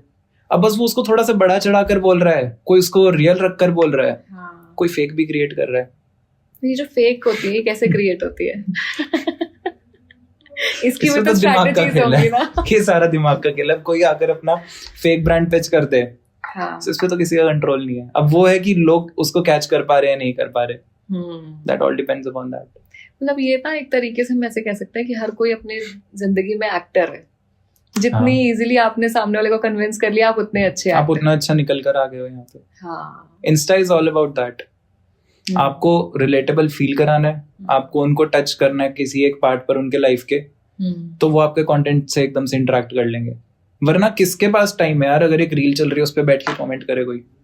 करेक्ट। तुम किसी का ट्रिगर ही तो हिट कर रहे हो जब वो आकर, मतलब be it trigger, be it the funny side of any person, तुम किसी पार्ट को इतना ज्यादा एक्सट्रीम में यानी हिट कर पा रहे हो, तभी वो बंदा कमेंट सेक्शन में आकर तुम्हारे लिए कमेंट्स ड्रॉप कर रहा है। 100%। आई फील फॉलो करना आसान है, शेयर करना आसान है, लाइक करना भी बहुत आसान है, कमेंट करना सबसे मुश्किल है। सबसे मुश्किल है। इनफैक्ट मैंने अपने अंदर भी ये वाली चीज ऑब्जर्व करी है कि मैं बहुत रेयर ही कोई केस होता है जब मैं किसी के कोई रील पे या पोस्ट पे कुछ कमेंट करूं। I never do it. जैसे स्पेशली हम इसको YouTube में बोलते हैं, YouTube में तुम्हें कमेंट करने के लिए स्क्रॉल डाउन करना होता है स्पेशली। हाँ, yes. You have to go pass that subscribe button, description, keywords, फिर कमेंट सेक्शन आता है। सो अगर तुम्हारे लिए कोई कमेंट कर रहा है ना, be it YouTube, be it Insta, be it anywhere, उस बंदे से तो भाई कभी पीछा छोड़ो ही मत। He is your real audience. Correct, very right. अगर हम लोगों ने ब्रांड स्टोरी क्रिएट कर ली तो क्या उससे सेल्स भी बढ़ जाएंगी? मतलब ये जरूरी है, ऐसा कुछ लगता है आपको कि लोग सिर्फ इमोशनली कनेक्ट कर रहे हैं, देख रहे हैं वहां पर, लेकिन सेल्स पे कोई असर नहीं हो रहा? नहीं, आप इसी का एग्जांपल लो ना, जैसे मैंने आपको बताया स्नोबेरी एंड बेने, व्हाट दे हैव डन, उन्होंने अपनी ब्रांड स्टोरी तो डेवलप करी थी।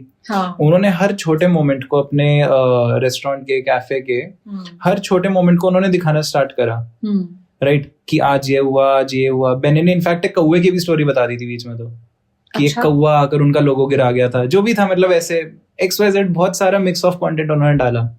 तो करते करते लोगों को ना एक उनके साथ अटैचमेंट फील होता है कि हाँ चल ठीक है, सपोर्ट कर देते हैं, ये लोग कर देते हैं, ठीक है, आउट ऑफ नोवेयर लोग कर देते हैं थोड़ा सा सपोर्ट का एक पार्ट देने के लिए। So when these brands, these people या इन्फ्लुएंसर, बीट एनीवन, जब वो उनकी सिटी में आ रहा है, जब वो एक आउटलेट ओपन कर रहे हैं कुछ भी, so people do like to give their contribution to it. अब अगर आप आज के टाइम में देख रहे हो, so both of these brands are doing really great, and एक टाइम पे they were seeing a real dip in their whole business, जहां पे लोग इनको प्रेफर ही नहीं कर रहे थे, and they were about to close.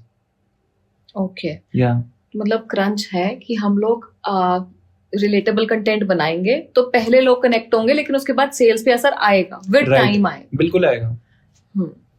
अगर आपकी स्टोरी में वो पावर है, वो मतलब इमोशन, वो साइड है जो किसी को हिट कर पा रहा है, एंड दैट डजंट मीन कि मतलब मान के चलो अगर मेरी लाइफ में बहुत ज्यादा स्ट्रगल रहा, तो ऐसा नहीं है कि मेरे को पूरे टाइम अपने स्ट्रगल्स का रोना ही गाते रहना है कि देखो मेरे लाइफ में ये हो गया, मेरी लाइफ में वो हो गया।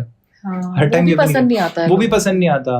पीपल लाइक इट जहां तुम कहीं पे स्टोरी बता रहे हो, कहीं तुम थोड़ा सा फन एलिमेंट डाल रहे हो, कभी तुम लाइफ के छोटे मोटे इवेंट्स बता रहे हो, कभी किसी छोटे इवेंट को चेरिश करके बता रहे हो, राइट। जब तुम उस मिक्स ऑफ कंटेंट में बताओगे ना, तो लोगों को तुम्हारा कैरेक्टर ज्यादा पसंद आता है, rather than just cribbing about something। हाँ, मतलब हर वक्त रोते नहीं रहना है, या सिर्फ चैलेंजेस पे बात नहीं करनी है कि हो गया, ये हो गया, मौत आ गई। बट एट द एंड वही है ना, लोगों को एंटरटेनमेंट चाहिए कहीं ना कहीं, चाहे आप कितना भी रिलेट कर लो, कितने भी इमोशनल हो जाओ, उनको चाहिए कुछ तो हो जिससे हम इंटरेक्ट करें। हर टाइम रोते हुए बंदे को भी तो नहीं सुनना चाहोगे ना, कि यार ये तो आता है बस दुखड़ा गाकर बोल के चला जाता है, ऐसा भी तो नहीं चाहेंगे ना वो एक्चुअली। ओके, अगर किसी को इन्फ्लुएंसर बनना है तो उसके लिए बिगिनिंग में क्या ज्यादा बेटर प्लेटफॉर्म है, इंस्टाग्राम या फिर YouTube? I feel Insta is much better. See जो ऑडियंस का सेगमेंट है ना, कुछ लोग हैं जो आज भी यूट्यूब से ज्यादा अटैच्ड है, ओके उनको इंस्टा की रील से ज्यादा यूट्यूब की शॉर्ट्स में ज्यादा मजा आता है, राइट? वही वाला पार्ट है जो एक टाइम पे टिकटॉक और इंस्टा को लेकर था। जैसे उस टाइम तो हालांकि रील्स नहीं थी इंस्टा पे, राइट, बट उस टाइम दो एप्स को लेकर लोगों का था, कुछ थे जो सिर्फ टिकटॉक पर रहते थे, कुछ थे जो सिर्फ इंस्टा पर रहते थे ज्यादातर, राइट? सो इसमें कुछ डिफरेंशिएट अगर मैं करना चाहूँ तो कुछ टाइप ऑफ कंटेंट है जो यूट्यूब पे बहुत ज्यादा जल्दी हिट कर लेता है लोगों को, कुछ है जो इंस्टा पे बहुत ज्यादा जल्दी हिट कर लेता है लोगों को। So it's all about algorithm. इसमें मतलब कोई कंट्रोल नहीं है कि इन्फ्लुएंसर को कहाँ पहले स्टार्ट करना चाहिए। इनफैक्ट आई फील जब आप स्टार्ट कर ही रहे हो दोनों ही प्लेटफॉर्म पे डालकर चलो, एक साथ स्टार्ट करो, जो ज्यादा पुश देने लग गया आपको वो ज्यादा बेटर है। जैसे मैंने जब अपना स्टार्ट करा था, so I started with YouTube. Insta ने मेरे को रिजल्ट्स आज भी उतना पुश करके नहीं दिया जितना यूट्यूब ने मेरे को पुश करके दिया, राइट? सो मेरे लिए यूट्यूब ज्यादा अच्छा लगता है मेरे को। ओके, तो ये कोई पर्सनल चॉइस नहीं है मुझे, तो सबको सब प्लेटफॉर्म्स ट्राई कर लेने चाहिए। अबाउट जब ट्राई ही कर रहे हो हर चीज ट्राई कर लो। करेक्ट। अभी ना मैंने कुछ टाइम पहले कहीं सुना था कि अब लोग यूट्यूब से इंस्टा से हट रहे हैं, okay, and they are moving towards LinkedIn. Okay, तो do you think that this statement is right? See, LinkedIn is more about business and formal conversations. Correct. It's not about, मतलब Insta का content और LinkedIn का content is very different. बहुत different है, और audience मुझे लगता है बहुत different है। बहुत different है। वहाँ का cream audience है LinkedIn का सारा, right? वहाँ पे ये spam pages नहीं है, right? LinkedIn पर जो ज़्यादा लोग हैं, they are more of a corporate type of people. Correct. Right, जिनको अपनी लाइफ का कुछ बताना है, उनको ये बताना है कि मैंने आज ये स्टडी करा, मैंने आज ये देखा, मार्केट में ये चल रहा है, ठीक है, किस ब्रांड ने क्या करा, कैसे कैंपेन्स आ रहे हैं मार्केट में, ये सब दिखाने वाले लोग ज्यादा हैं। And Insta is all about entertainment. जब आप लिंक्डइन की ऐप को ही खोल रहे हो, you are not at all thinking about entertainment, you are thinking about something to learn, something to share, getting an insight of the market और the world. So मतलब मेरे को ऐसा लगता है कि अगर जैसा आपका कहना है कि कुछ लोग शिफ्ट हो रहे हैं इंस्टा से लिंक्डइन की तरफ, so they are probably that people जो एंटरटेनमेंट वाले कंटेंट से डन हो चुके हैं। ओके, हाँ, एंड दे आर लाइकिंग कि यार थोड़ा सा ना कुछ इन्फॉर्मेटिव देखते हैं। लाइक जैसे काफी लोग हैं जो फाइनेंस की रील्स वगैरह बहुत देखते हैं। जैसे मैं खुद वो वाली रील्स ज्यादा देखता हूँ जहाँ पे फाइनेंस की कुछ हमें वो मिल रही है, एडवाइस मिल रही है, कोई कंसल्ट कर रहा है, what's new in the market, किस टाइप के नए बिजनेसेस आ रहे हैं। अब वो जब फॉलो करते करते करते मैंने जब उसमें इंटरेस्ट ज्यादा डेवलप करा, तो मेरे को इंस्टा का बाकी कंटेंट अच्छा लगना नहीं लगा। मेरे को ऐसे लगने लगा कि जब ये वाला कंटेंट आ रहा है ना, I am interacting more and I don't want to watch that entertainment वाला कंटेंट। एंटरटेनमेंट वाला या क्रिंज वाला, व्हाटएवर। हाँ, तो मेरा ज्यादा शिफ्ट इसलिए कहाँ पे शुरू हुआ, तो मैं एक बार को सोच सकता हूँ कि हाँ चलो लिंक्डइन पर ही चलो, इंस्टा पर तो शायद कूड़ा चल रहा है, राइट? सो वो वाले लोग शिफ्ट होना ज्यादा पसंद कर रहे हैं क्योंकि वहां पे एंटरटेनमेंट तो है ही नहीं। हाँ, और हर किसी को सच में एंटरटेनमेंट नहीं चाहिए, किसी को इन्फॉर्मेशन चाहिए सिर्फ to grow and hustle. Digital marketing का सबसे बड़ा मिथ क्या है तुम्हारे अकॉर्डिंग? मेरे अकॉर्डिंग या क्लाइंट के अकॉर्डिंग? दोनों के। पहले तुम्हारे अकॉर्डिंग पे, फिर क्लाइंट के अकॉर्डिंग। वो क्लाइंट का ही है वैसे तो मिथ। ओके। हमें तो रियलिटी पता है ना, तो हम मिथ में जी नहीं पा रहे हैं। ठीक है, तो क्लाइंट के अकॉर्डिंग? क्लाइंट का मिथ सबसे बड़ा ये है कि अगर मैंने आज इसको मार्केटिंग का पैसा दिया है तो 1.5-2 महीना 1 महीने के अंदर मेरे को रिजल्ट डे 1 से शुरू हो जाए, क्योंकि ये कुछ जादू कर देगा, मैजिक वॉन्ड घुमा देंगे ना कोई। हाँ, ये सबसे बड़ा मिथ है लोगों का।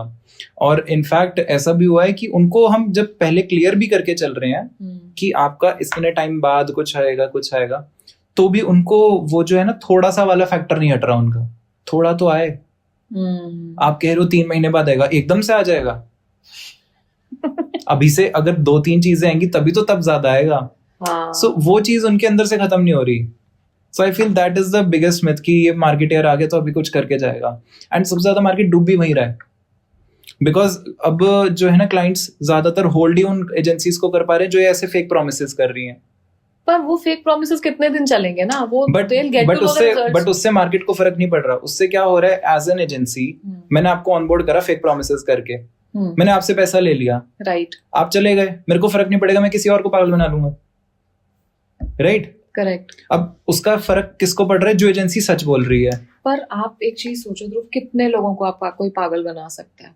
डेफिनेटली इसका असर तो उन्हीं एजेंसी हाँ। वालों पर होगा जो एक्चुअल में सही काम कर रहे हैं। हाँ, तो इसका लास्ट में क्या हो रहा है कि एक बहुत कॉमन फ्रेज है जो मैं हर बार सुनता हूँ ज्यादातर अपने जो नए क्लाइंट से कभी भी मीटिंग्स में जाता हूँ, व्हाट दे से इज कि यार आपसे पहले एक एजेंसी आई थी, उसके साथ करवाया था, मजा नहीं आया।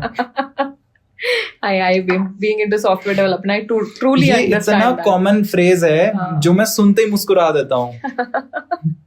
आपने कभी ऐसा पूछा पैसे दिए थे उसको? ये तो खैर पूछ नहीं सकता ना, but it's a very common phrase जो हाँ। पता है कि हाँ भाई तेरे साथ भी हुआ है, घटना हुई है, ठीक है।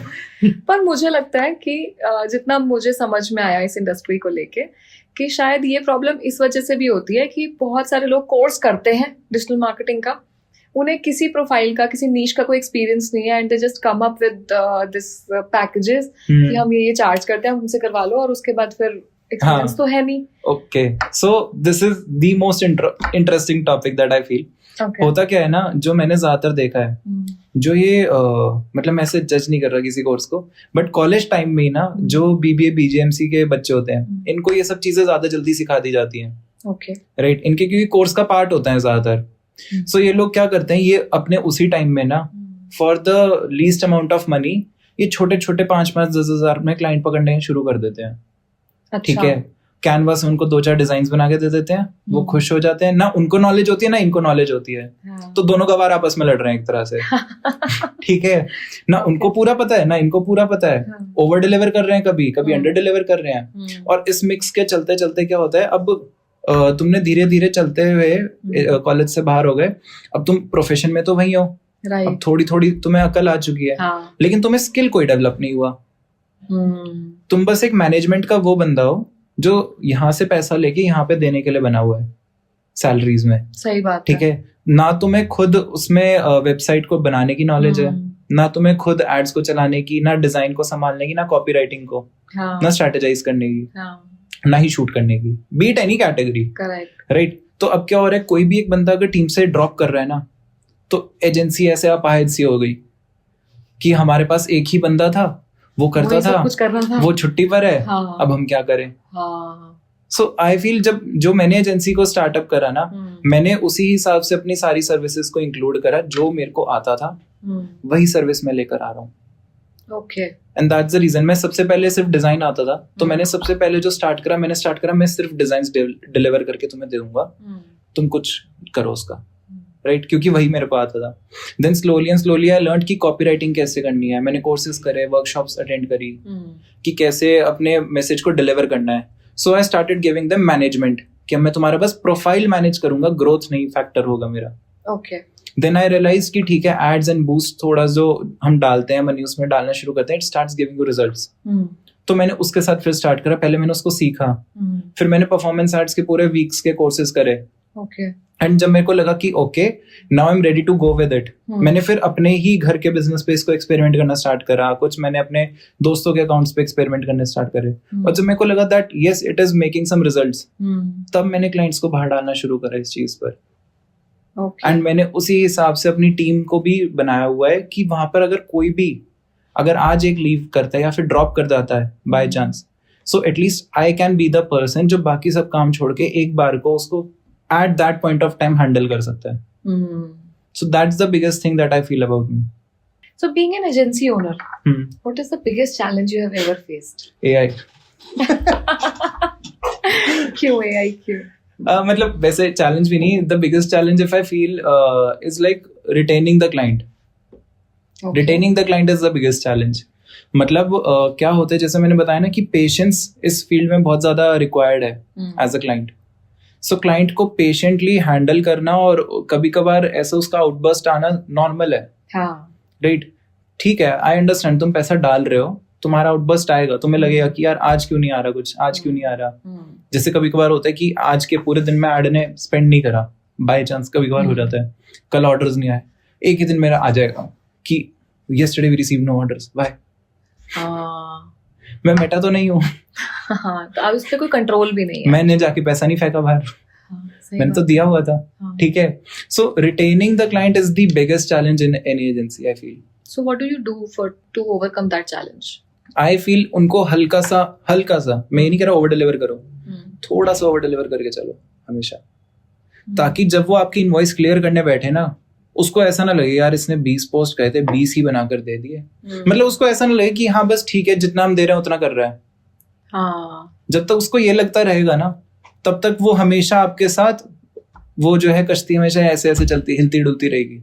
मतलब यहाँ पे वो कॉन्सेप्ट है कि अंडर कमिट करो और ओवर डिलीवर करो। हाँ, जब आप ये करोगे ना उसको, तो उसको हमेशा फील होगा आपके वर्ड्स पे ज्यादा ट्रस्ट होगा उसको। True. उसको हमेशा होगा कि यार ये अगर 1 बोलता है तो ये 2 करता है। अगर मैं आज बोलूंगा कि इस मंथ आपकी परफॉर्मेंस एड्स आपको प्रोजेक्ट करके मान के चलो 4 का रुआज देगी, लेकिन मैं मंथ के एंड में 4.5 ले आऊंगा, तो वो खुश होगा। हाँ। मेरे दिमाग में पहले से होगा कि जिस हिसाब से ग्रोथ जा रही है 4.5 हिट होगा, बट स्टिल मैं उसे 4 कहूंगा, राइट। तो इससे क्लाइंट को ना अगली बार आपको क्लियरेंस देना, रिटेन करके रखना, वो डिफिकल्ट नहीं होगा कभी। एक बार ऑडियंस को रुआस का मतलब समझा दो, नहीं तो लोग confuse. Return on add spends, कि आपने कितना एड्स पे खर्चा, उसके बदले में आपने कितना प्रोडक्ट सेल करा। ओके, सो अभी आपने एआई की भी बात करी, तो एआई का कितना इम्पैक्ट है आपके काम के ऊपर? देखो, अगर मैं इसका एक सही आंसर दूं ना, सो जब हमारे लाइफ में कंप्यूटर्स आए थे, ठीक है, मैं तो बहुत छोटा था उस टाइम, बट जैसे मैंने सुना है कि जब कंप्यूटर्स आए ना तो लोग डर गए थे कि अब ये सारे मैनुअल वर्क करने वाले लोगों की जॉब खत्म कर देगा, राइट, और वो बेरोजगार हो जाएंगे। बट हुआ नहीं ऐसा, ठीक है। हमने कहीं ना कहीं कंप्यूटर को अडेप्ट करा, उसको एडवांस करा, और सबने धीरे धीरे उसी हिसाब से सॉफ्टवेयर को सीखना स्टार्ट करा, और अब उसके बिना काम ही नहीं होता, right. So the same thing is with AI. AI आया है, लोगों में वही पैनिक क्रिएट हो रहा है, राइट। हाँ, उसने बहुत ज्यादा लोगों की जॉब्स को खत्म करा है, बट द पॉइंट इज कि अब जिनकी जॉब्स को खत्म करा है, they need to start adapting AI and bring out something from it. क्योंकि देखो, वो फेज जा चुका है 2022-21 वाला, जब हम इसको क्रिटिसाइज कर रहे थे कि मत लाओ जॉब्स होंगी। अब आ तो चुका है, अब सारा गेम ये बचा है, या तो तुम क्रिप करो, या तो तुम उसको अडेप्ट करके उसमें से निकाल लो कुछ, राइट। सो हमारे साथ भी क्या हुआ है, अगर मैं 2 साल पहले की बात करूं, so there was a time when we were handling 12 clients, ठीक है, एंड 4 डिजाइनर्स भी कम पड़ रहे थे। Now if we are even handling 20 clients, तो 3 डिजाइनर्स भी बहुत लग रहे हैं, राइट। द रीजन इज कि एआई ने जो वो हम ब्लेंडिंग करते थे, बैठ के एक एक चीज को नोट करते थे, या फिर हमें एक एक मैनुअली सबटाइटल टाइप करना पड़ता था, वो सब छोटे फ्रैक्शंस में कम होता चला गया टाइम। अब एआई खुद सबटाइटल्स बना रहा है, हम बस उसको रिफ्रेम कर रहे हैं, कहीं वो बॉट है, वो सारी चीजें ठीक तो नहीं करेगा, बिल्कुल, तो उसको हम बस ठीक कर रहे हैं हल्का हल्का। तो हमारा जो काम पहले 1 घंटे का था, वो 10 मिनट का रह गया। पर एआई जो है वो सीखता है, अपने आप सीखता है चीजों को। अभी वो सीख रहा है, that is on the learning phase, and once there will come a phase जो जिसमें वो सीख चुका होगा, ठीक है, बहुत सारी चीजें वो ह्यूमन से बेटर कर रहा होगा, बिल्कुल। सो डू यू थिंक कि ये प्रोफाइल तब अफेक्ट होगी? बिल्कुल होगी। ये प्रोफाइल तब ऐसे इफेक्ट हो जाएगी कि जो डिजाइनर अभी 3 बचे हैं, वो शायद 1 बचे। पूरा रिप्लेस हमेशा जो है ना किसी बंदे को एक तो रहना पड़ेगा, बट यस, कहीं ना कहीं किसी ना किसी की तो जॉब को खत्म करेगा ना ये। हाँ, टेक्नोलॉजी आएगी तो कुछ ना कुछ right. तो जाएगी। सो हमें टाइम के साथ साथ अपने स्किल पर सिर्फ फिक्स कर नहीं रहना कि मैं तो यही करता हूँ। Will have to change ourselves day by day. हमें हर वो नया आने वाला एआई टूल सीखना, अडेप्ट करना, उसमें से बेस्ट निकालना करना पड़ेगा। जैसे एआई की टूल्स है, लोग क्या कर रहे हैं 6-7 महीने पहले वो 90s के विंटेज वाला वो आ गया था ट्रेंड, 90s वाले लोग ऐसे वो ड्रेसअप में चेंज होकर आ रहे थे। फिर एक गिबली आया। तो ये क्या है, लोगों ने अपने ही एआई को यूज करके उसके मतलब टेस्टिंग करी ना एक तरह से। करेक्ट। उसके पॉसिबिलिटीज को ही तो टेस्ट कर रहे कि तू कहाँ तक लेके जा सकता है चीजों को। तो यही चीज आगे चलेगी। अब क्या होगा, लास्ट में आते आते ना मैनुअल वर्क खत्म होके अब लोग एआई टू एआई प्ले कर रहे होंगे एक दूसरे के साथ। और मतलब वो अभी भी होना शुरू हो रहा है, बहुत जरूरी है। उसको अडेप्ट करना ही अब आपका इकलौता वो रह गया है। अब आप उसको क्रिटिसाइज करो, कुछ करो, वो घुस चुका है। तुमने अडैप्ट कर लिया अपने हाँ, agency में? We are doing a lot of things like बीच में अभी आजकल एक कॉन्सेप्ट चल रहा है टॉकिंग ऑब्जेक्ट्स का कि प्रोडक्ट आके खुद बोल रहा है हाँ, yes, I've seen that. मैं खीरा हूँ, हाँ, मैं घिया हूँ, हाँ, मेरे को ऐसे खाओ, मेरे को वैसे खाओ, हाँ, right? So that is a talking object video. अब वो right, किसी की क्रिएटिविटी तो है। हाँ, देखो एआई खुद से बनाना तो शुरू नहीं करेगा, correct. आपको ही हमेशा प्रॉम्प्ट देना पड़ेगा। हम्म, अब आपको वो इनफैक्ट आई फील आपको शायद ना वो क्रिएटिव इंसान बनना है जो उस रोबोट से काम निकाल सके true. कि आप अब इससे क्या क्या कर सकते हो। आपके पास पहले जो थी ना, आपके पास लिमिटेशंस थी हम्म, कि आप फोटोशॉप वगैरह पे बैठकर एडिटिंग्स में, डिजाइन्स में क्या क्या ही कर सकते हो, राइट? आप बहुत ज्यादा अच्छे आर्टवर्क्स निकाल सकते थे, बट उसके अकॉर्डिंग उसमें उतना ही टाइम एंड सब कुछ लगता था। हाँ, अब टाइम वही 2.5-3 मिनट लगना है एआई के थ्रू। right. अब तुम्हारे हाथ में कि तुम्हें इसको कहाँ तक निचोड़ना है। But do you think कि AI ने मार्केटिंग को इजी बना दिया है? हाँ, इजी बनाया है। देखो जिस वर्क में मेरा पहले 5 to 6 आवर्स 10 आवर्स की ब्लेंडिंग वीडियो एडिटिंग लग रही थी, अगर वही काम मेरा 3-4 आवर्स का हो गया तो मेरे लिए डिलीवरेबल्स बढ़ गए ना उतने, बिल्कुल सही बात है। राइट? सो मेरे लिए मार्केटिंग आसान भी हुई है। डिफिकल्ट वहां हुई है कि कभी कभार क्लाइंट ओवर स्मार्ट बनकर ट्राई कर रहा है जब सारी कि चीजें हम खुद ही कर लेते हैं। हम तो खुद ही कर लेंगे, वहां प्रॉब्लम्स क्रिएट हो रही है फॉर अ मार्केटिंग एजेंसी। अब वो उनके ऊपर है कि वो कब तक दिमाग लगा पाएंगे, कब तक निकाल पाएंगे, बट एक बार तो तुम जब वॉकआउट करके तो कर गए ना। Very true. या अगर किसी को ये समझना है कि कौन सी एजेंसी उनके लिए बेटर है तो वो कैसे समझे? क्योंकि इतनी सारी एजेंसीज हैं। हाँ, और बहुत लोग पागल बना रहे हैं बैठ के कि हम कर देंगे, जैसे भी हम बात भी कर रहे थे कि बहुत सारे लोग ऐसे हैं जो सीखे भी नहीं है ठीक से, बट फेक रिजल्ट्स की प्रॉमिस करते हैं और उसके बाद कुछ भी नहीं मिलता। तो कैसे उनको समझ में आया कि that this is the right agency for us? See जैसा मैंने कहा था ना, आई फील कि जो तुम्हारे साथ मेन पर्सन है जो डील कर रहा है आपके साथ while choosing an agency, I am not saying कि मैं ही हूँ वो, ठीक है, बट कोई भी अगर आप एजेंसी के साथ वर्क कर रहे हो, सो सबसे पहले उसकी नॉलेज टेस्ट करो।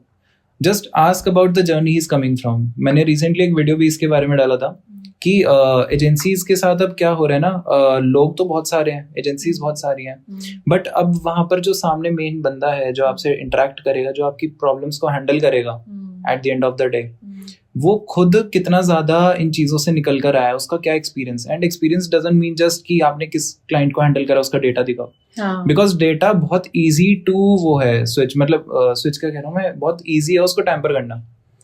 रिव्यू मैनेजमेंट की आजकल कंपनीज आती हैं जो आपके Amazon रिव्यूज तक झूठे डलवाती हैं आपसे पैसे लेकर।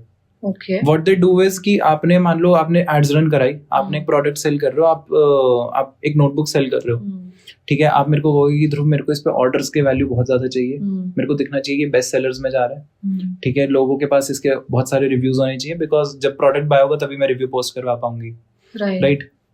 As a review management company मैं क्या कहूंगा, मेरे पास एक बड़ा टेलीग्राम ग्रुप होगा कॉलेज स्टूडेंट्स का, 1000 बच्चों का, मैं उनको कहूंगा कि इस नोटबुक पर COD का ऑर्डर लगा दो, ठीक है, सेल्फ शिपमेंट में मैं रखूंगा इसको, या फिर अपनी वेबसाइट से करूंगा, मैं कहूंगा इस वाले लिंक पर जाओ, इस नोटबुक के 1000 ऑर्डर लगा दो।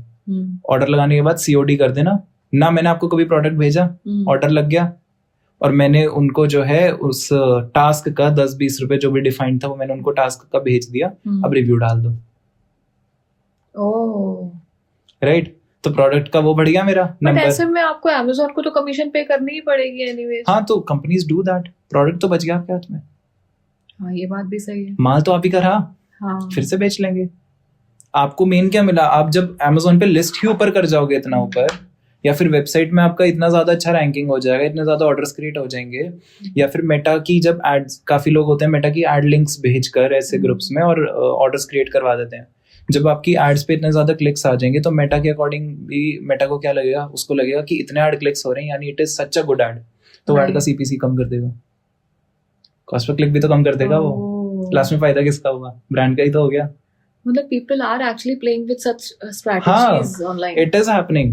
So तुम्हारे लिए मेन है कि जिस बंदा तुम्हें मेन डील कर रहा है, जो ऑनबोर्ड कर रहा है, पहले उसकी नॉलेज पूछो, भाई वो कितना क्या बैकग्राउंड रखता है, ठीक है? सिर्फ ये नहीं कि वो आज किस ब्रांड के साथ वर्क कर रहा है, वो पहले किसके साथ वर्क करता है, अगर उसकी लाइफ में स्ट्रगल्स आए, फेलियर्स आए, सक्सेस आई, किस किस टाइप के क्लाइंट्स के साथ उसने वर्क करा, क्या वो खुद लेकर आ रहा है, उसका खुद प्रोफाइल क्या है मेन।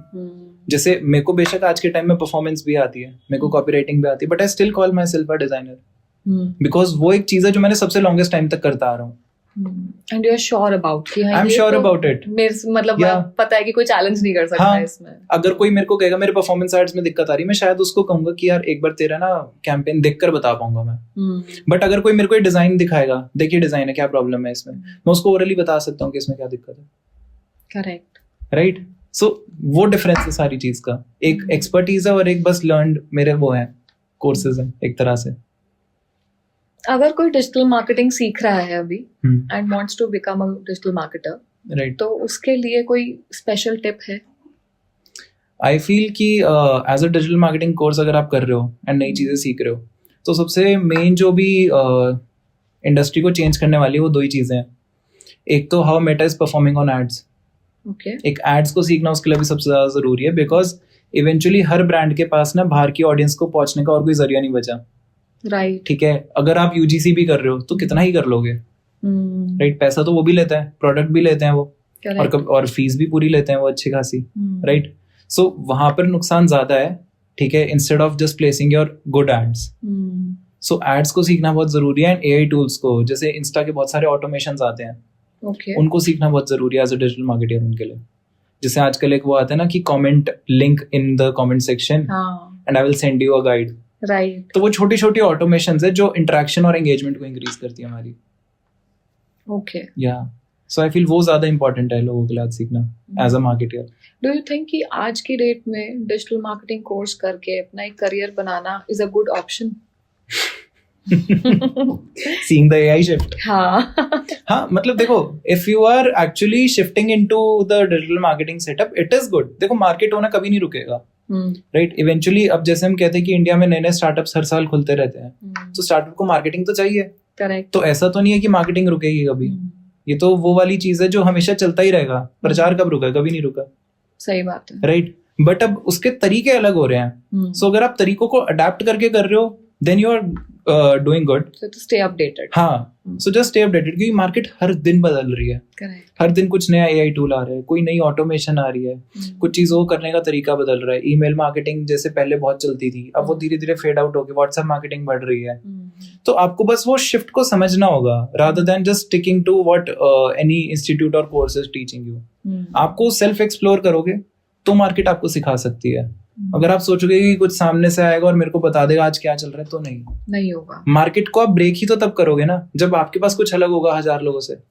Very true. या मतलब जब हम डिजिटल मार्केटिंग की बात करते हैं ना और डिजिटल मार्केटिंग कंसल्टेंट बनते हैं, तो मुझे ऐसा लगता है कि हर किसी का अपना एक नीश हो जाता है कि I do branding for these particular brands या दिस कैटेगरी। हाँ, क्योंकि सबका अपना एक इंटरेस्ट भी है और सबको पता है कि ये जो कैटेगरी है मुझे ज्यादा समझ आती है।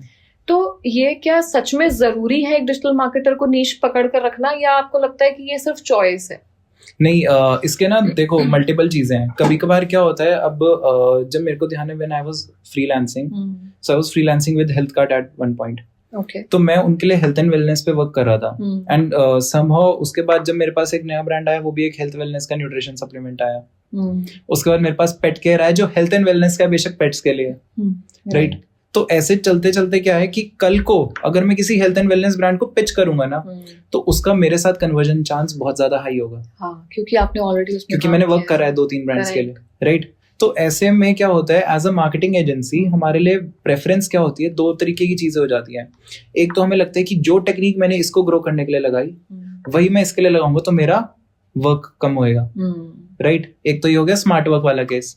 दूसरा केस हो गया कि if I already have experience of running 2 to 3, 4, 5, 10 clients जो भी है एक नीश के अंदर, so I can be an expert, a special expert of this complete niche. हाँ. तो फिर क्या होता है कि उस पूरी कैटेगरी के लोगों के लिए ना तुम ड्रीम बंदे हो जाते हो मार्केटर के लिए। एज अ मार्केटर तुम उसके इन्फ्लुएंसर बन जाते हो कि यार ये एक बंदा है, इसने ना बहुत सारे स्किन ब्रांड्स को बहुत अच्छा पहुंचाया है, राइट। ये एक बंदा है जिसने हेल्थ एंड वेलनेस का ना बहुत सारे ब्रांड संभाले हैं। सो तुम मेरी एक बात को ना पत्थर की लकीर समझना चालू कर दोगे कि हाँ इसको क्योंकि इतने लोगों ने चुना है, सो इसी से करवाओ। So it works both ways. Brands के लिए तुम इन्फ्लुएंसर बन जाते हो, तुम ड्रीम बन जाते हो, ड्रीम मार्केटर बन जाते हो, और एज अ मार्केटर तुम्हें लगता है कि इसकी स्ट्रेटेजी वहां भी लगाई, इसकी स्ट्रेटेजी यहाँ भी लगाई, इजी हो जाता है काम, सब उठ जाएगा। ओके, या सो आज तक का क्रेजीएस्ट कोई एक्सपीरियंस रहा है किसी क्लाइंट के साथ या इनफैक्ट टीम में कभी जो आपको लगता है कि शेयर कर सकते हो? Very crazy How we experience define crazy? that made you feel कि यार ये दोबारा ना हो. I don't want to see this again. I don't want to see this again. ऐसा सोचना पड़ेगा. कोई भी कुछ या तो फनी एक्सपीरियंस कुछ रहा हो क्लाइंट के साथ जो आपको लगता है कि यार ये मतलब मैं दोबारा से एक्सपीरियंस नहीं करना चाहता या हो गया ठीक है, कुछ भी ऐसे डिफरेंट है? So it's a bakery based in New Delhi only. Okay. ठीक है, अच्छा खासा उनका चेन वगैरह है पूरा. So what happened was मैं जब एज एजेंसी स्टार्ट नहीं हुआ था, मैंने उनको जाके ऐसे ही रीच आउट करा in one of their outlets, पूछा, बात करी. सो उन्होंने मेन उस बंदे का नंबर दे दिया मेरे को जो ऑपरेशंस हैंडल करता है, एंड मैंने उसको कॉल करा एज अ कोल्ड कॉल और मैंने कहा कि मैं ऐसे ध्रुव बात कर रहा हूँ, मेरे को जो है digital marketing. And he said अरे नहीं यार नहीं चाहिए, रख. ओके. ठीक है, मैंने कहा बड़ा गंदा आदमी है, छोड़ो. ठीक है. फिर उसके बाद क्या होता है, आउट ऑफ नोवेयर 2 महीने बाद मेरे पास कॉल आता है सेम नंबर से, यार तुम मार्केटिंग करते हो ना? मैंने कहा हाँ, कल आ जाना. एंड आई वाज लाइक यार ये तो मतलब इट वाज वन ब्रांड जो मेरे को चाहिए था करना. मतलब कभी और होता है ना यार, इसका संभालना है एक बार. ठीक है, इंटरेस्टिंग लग रहा है. सो मैं गया वहाँ, बात करी एंड दे ऑनबोर्डेड मी, सब कुछ हो गया. मतलब मेरे को ऐसा लगता है उस एक ब्रांड ने ना मेरे को बहुत कुछ सिखाया है लाइफ में. ठीक, सिखाया क्यों, मेरे को उस दिन समझ आ गया कि ढीठ क्लाइंट के साथ कैसे लड़ना है. ठीक है, and it's very important to say no sometimes. वो बहुत जरूरी है, मेरे को उस दिन रियलाइज हुआ. तो अब उनके साथ काम चलते चलते व्हाट दे डिड वाज, मैं उनको कभी इनपुट देता था कि यार ये चल रहा है, अभी काम में चल रहा है. उससे लाइक हमने कह दिया ये तेरा ही पेज है, तू देख, हम नहीं देख रहे बेटा, ये तेरा पेज है. ठीक है, they used to be this simple.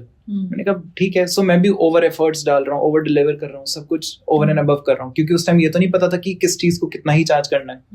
मेरे को लगता था कैमरा है, शूट कराना है, फ्री में क्या जा रहा है, तेरे पास है ना कैमरा, करा. ठीक है. सो मैं इतना ओवर डिलीवर कर रहा था उनको. एंड आउट ऑफ नोवेयर उन्होंने अपनी एक पुरानी मार्केटियर को बुलाया और उसको, क्योंकि बस उनको मेरे कमर्शियल्स नहीं समझ आ रहे थे. सो मेरे पास एक दिन कॉल आया कि ध्रुव थोड़े दिन ना काम रोक दे. मैंने कहा क्यों? वो मेरी भांजी है, वो ना थोड़ा कह रही है कि मैं ट्राई करूंगी. मैंने कहा मेरे को समझ सा नहीं है. मैंने कहा भांजी कहाँ से आ गई अचानक से, आज तक कोई नहीं था. मैंने कहा ठीक है कर लो ट्राई. 10-15 दिन तक हो गए, पेज का सत्यानाश होना शुरू हो गया, बिल्कुल गंदे डिजाइन आने लग गए. मेरे को सहन नहीं हो रहा. मैंने अंदर ही अंदर इंटरनल कनेक्शंस, अपना पेज मान लिया था. हाँ, अपना पेज मान लिया था ना इतना दिल से. स्टार्टिंग क्लाइंट्स के साथ ये बड़ा प्रॉब्लम होता है, जब फ्रेश क्लाइंट्स आते हैं तुम्हारे पास, तुम उनको ओवर डिलीवर करते हो, ज्यादा दिल लगा लेते हो. राइट. तो मैं देख रहा हूँ और मेरे को इरिटेशन हो रही है, क्या हो रहा है इस पेज के साथ. ठीक है. अब मैंने इंटरनल एक टीम से पूछा, बंदे से पूछा कि यार ये क्या हो रहा है. तो उसने कहा कि कुछ नहीं, एक नई डिजाइनर हायर करी है और वो ये काम कर रही है. तो बड़ा ऐसे लगा कि यार मैं बड़ा क्या, मैं कहाँ भाई भैया करके बात कर रहा हूँ इससे, जो बॉन्ड में जनरली नहीं क्रिएट करता क्लाइंट्स के बीच में. ठीक है. सो आई रियलाइज कि हाँ ये चीज है जो मेरे को नहीं करनी. अब उसके बाद क्या होता है, उनको जब दिखता है कि डिजाइन में फर्क, जब उनको रियलाइज हो गया, so out of nowhere he called and said Dhruv तू काम क्यों नहीं कर रहा. मैंने कहा क्योंकि आपने रोका हुआ है. तो इसे अरे नहीं यार, हमें तो काम ही तुझसे करवाना है, ऐसे किसी के रोकने से थोड़ी रुक जाएगा तू, कर. तो डिड यू स्टार्ट या ऐसे ही छोड़ दिया? मैंने कर दिया स्टार्ट. ओके. ठीक है. अब वो फिर अपनी टीम में ना कुछ नए बोर्ड ऑफ डायरेक्टर्स वगैरह ले आए. कि ये बड़े ब्रांड का एक था, बड़े ब्रांड का डायरेक्टर था, वो आके बैठ गया. And now they started judging me at every single point.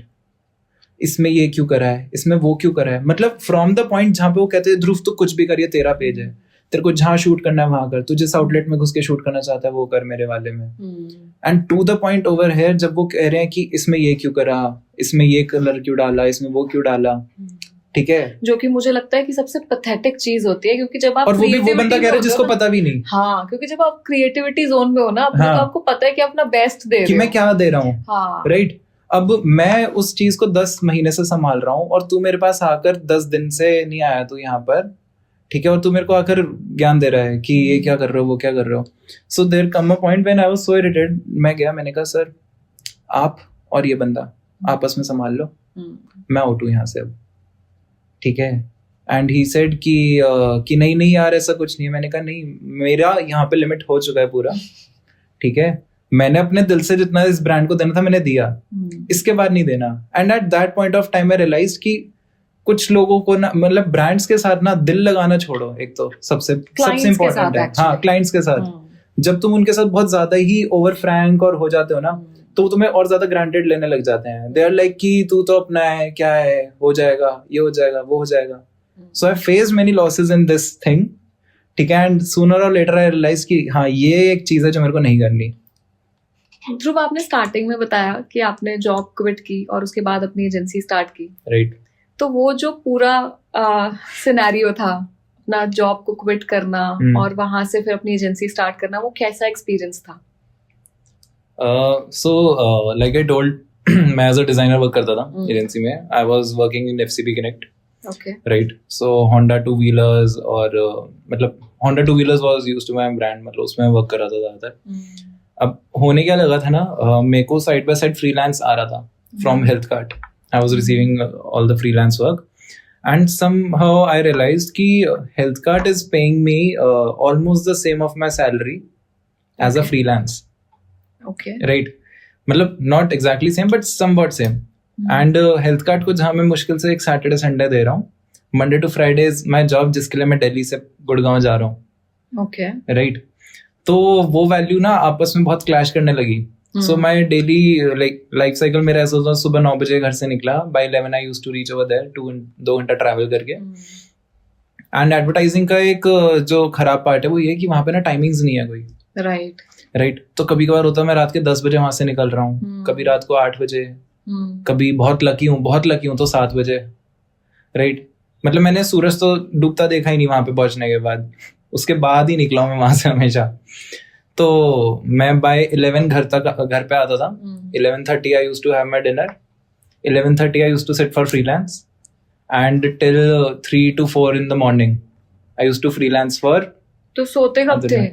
4 से 8 आई यूज्ड टू 4 से 8 I used to sleep, 4 hours की स्लीप, और बाकी की नींद मैं 9 से 11 मेट्रो में या फिर शटल में पूरी करता था। तो मैं वापस आते हुए शटल से आफ्टर ऑफिस, तब मैं सोते हुए आता था शटल में, क्योंकि मेरे को नींद रात की चाहिए एंड पूरे टाइम स्क्रीन नहीं देख सकता ऑब्वियसली। तो इसीलिए वो मेरे स्लीपिंग आवर्स होते हैं, 2 घंटा आना, 2 घंटा जाना और 4 घंटा सोना यहाँ पे, ठीक है।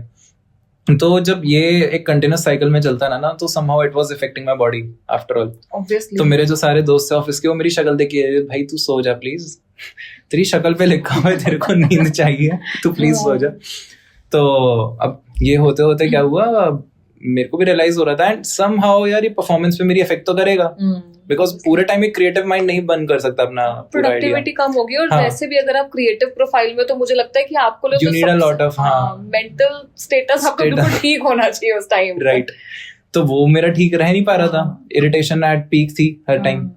अब होता क्या है कि मेरी कंपनी को ना वो दिख रहा था कहीं कहीं कि इसके परफॉर्मेंस में ना एक ड्रॉप आ रहा है, राइट, बिकॉज मैं कहीं और इन्वेस्ट ज्यादा हो रहा हूँ। सो आई टुक अ 5-day वर्क फ्रॉम होम, एक बार हमें मिलता था, मैंने वो लिया कि अब 5 दिन मेरे को थोड़ा सा रिलैक्स करना होगा, और इन 5 दिन मेरा फ्रीलांस बहुत ज्यादा आया हुआ था, मैं वो करूंगा अभी, because it was giving me much more value than my job right now. तो वो मैंने लिया, अप्लाई करा, एंड मैं 5 दिन बाद आता हूँ। सो ऑफिस में काफी सारे लोग मेरी तरफ देख रहे हैं, क्योंकि मेरे को नहीं पता था मेरे पीछे से कुछ बात हुई है। अच्छा। सो माई मैनेजर जस्ट सेड कि ध्रुव बात करनी है। अब मैं ना उस पॉइंट पर था पिछले 1-1.5 महीने से कि मेरे को खुद बोलना मुश्किल पड़ रहा था कि मैं जाना चाहता हूँ, बिकॉज एक इनकम का सोर्स किल करने वाला पॉइंट था वो एक तरह से मेरे लिए, राइट। और वो मेरे को एक्सेप्ट हो नहीं रहा था। सो मेरे को एक किक तो चाहिए था पीछे से। सो मेरा मैनेजर बैठा एंड ही सेड कि ध्रुव हम ना तेरे को PPI पे डालेंगे, परफॉर्मेंस PIP पे डालेंगे, परफॉर्मेंस इम्प्रूवमेंट प्लान, एंड तुझे 30 days मिलेंगे। सो आई वाज लाइक, जो कंपनी ऑलरेडी इतना लेनी देनी कर चुकी है मेरी, वो PIP में तो क्या ही करेगी। हाँ, करेक्ट। तो मैंने कहा यार मेरे को भी आपसे एक बात करनी थी, मेरे को अपना रिजाइन करना था, ठीक है। So he was expecting that it will be a long discussion, बहुत कुछ डिस्कस होगा। So he just went completely blank and I was completely prepared now कि अब तूने लात दे ही दी है, मेरे को मार ही दी है, तो so you actually just got that last, you know. हाँ, सही बात है। मैंने उन्होंने रिवर्स करा। So he kept looking at me and he said, चल यार फिर तो कुछ है ही नहीं हमारे पास बात करने को। So you just resigned then and there. हाँ, मतलब मेरे को बस पुश का जरूरत था। I was completely prepared and the moment he said कि ऐसे ऐसे, मैंने कहा ठीक है छोड़ दो फिर, तुम मेरे को 30 मत दो, मैं तुम्हें 30 दिन दे सकता हूँ। ठीक है, सो ये उन्होंने रिवर्स था, मैंने वो प्ले करा and I just said I am leaving, I am quitting. ठीक है, एंड 30 दिन पूरे होते होते अब एंड में क्या होता है, अब वर्क तो चलो जैसे जैसे अब सेग्रीगेट होता जा रहा सारा। I still remember that last farewell speech हम एक रखते थे छोटी सी। Okay. So my manager was in the meeting room at that time and मेरा एक एक्स मैनेजर था टीम में जो मेरे को सबसे बेस्ट लगता था, like he supported me a lot. So he was more excited to give me a farewell than my current manager, obviously, right? क्योंकि उससे मेरी अच्छी बनती थी। So he was standing over there and I don't know why I did this, but मैंने complete team के आगे बोला, मैंने कहा मैं बस ये कहना चाहता हूँ कि अगर भाई तुम मेरे मैनेजर होते तो आज रिजाइन ना होता। You said that in front of everybody? Oh God. And I just clearly said, और सभी डिजाइनर्स रेडी रहना, फ्रीलांस आ रहा है। जंग छेड़ के आए हो तुम ऑफिस में। ये मेरी फ्रीलांस स्पीच, वो मेरी फ्रीलांस, मेरी फाइनल स्पीच, फेयरवेल स्पीच ये थी। मैंने कहा as I am switching to agency now, मैं अब खुद की एजेंसी स्टार्ट कर रहा हूँ, so be prepared for a lot of freelance guys. तुम सबको रीच आउट करूंगा जिसने मेरे से अच्छे बॉन्ड्स रखे हैं, और भाई अगर तुम मेरे मैनेजर होते सो रिजाइन ना हो रहा होता। Thank you. So you are giving work to those people who were working with you there? हाँ, this is how I started actually. मतलब मेरा जो एंड पॉइंट था ना, बिल्कुल जब मैंने रिजाइन कर दिया था और नोटिस पीरियड के टाइम पे, what I was doing is I was figuring out कि मेरे को अब क्या करना है और कैसे रीच आउट करना है लोगों को। So at that point of time मैं अपने ही कोवर्कर्स को ही फ्रीलांस दे रहा था और मैं ऑफिस में आके उनसे अपडेट लेता था, क्या करा आज, क्या करा आज, इतना हो गया, इतना हो गया। तो मतलब उनको पता था that they were getting freelance from me only while working over there. तो जब मैंने एजेंसी एकदम से क्विट करी तो यार एकदम से सारी हायरिंग नहीं होती। So those friends of mine were the best you know freelancers for me at that point of time, कि वो अपना वो सारा प्रेशर लेते हुए भी वो मेरे को हेल्प कर रहे थे। So they really supported me and मतलब उन्होंने बाद में मेरे को काफी सपोर्ट करा and still they are in touch with me, काफी सारे जो उनमें से हैं। सो आई फील कि जो मेरा एजेंसी का स्टार्ट था वो संभव मेरी पिछले वर्किंग एजेंसी ने ही मेरे को दिया है। And in fact So you must be grateful to them. हाँ, and in fact I would say the CEO of FCB was one of my motivation to do that. I feel the reason is कि क्या था यार, वो ना खुद जो है engineering background से and I'm from the engineering background myself.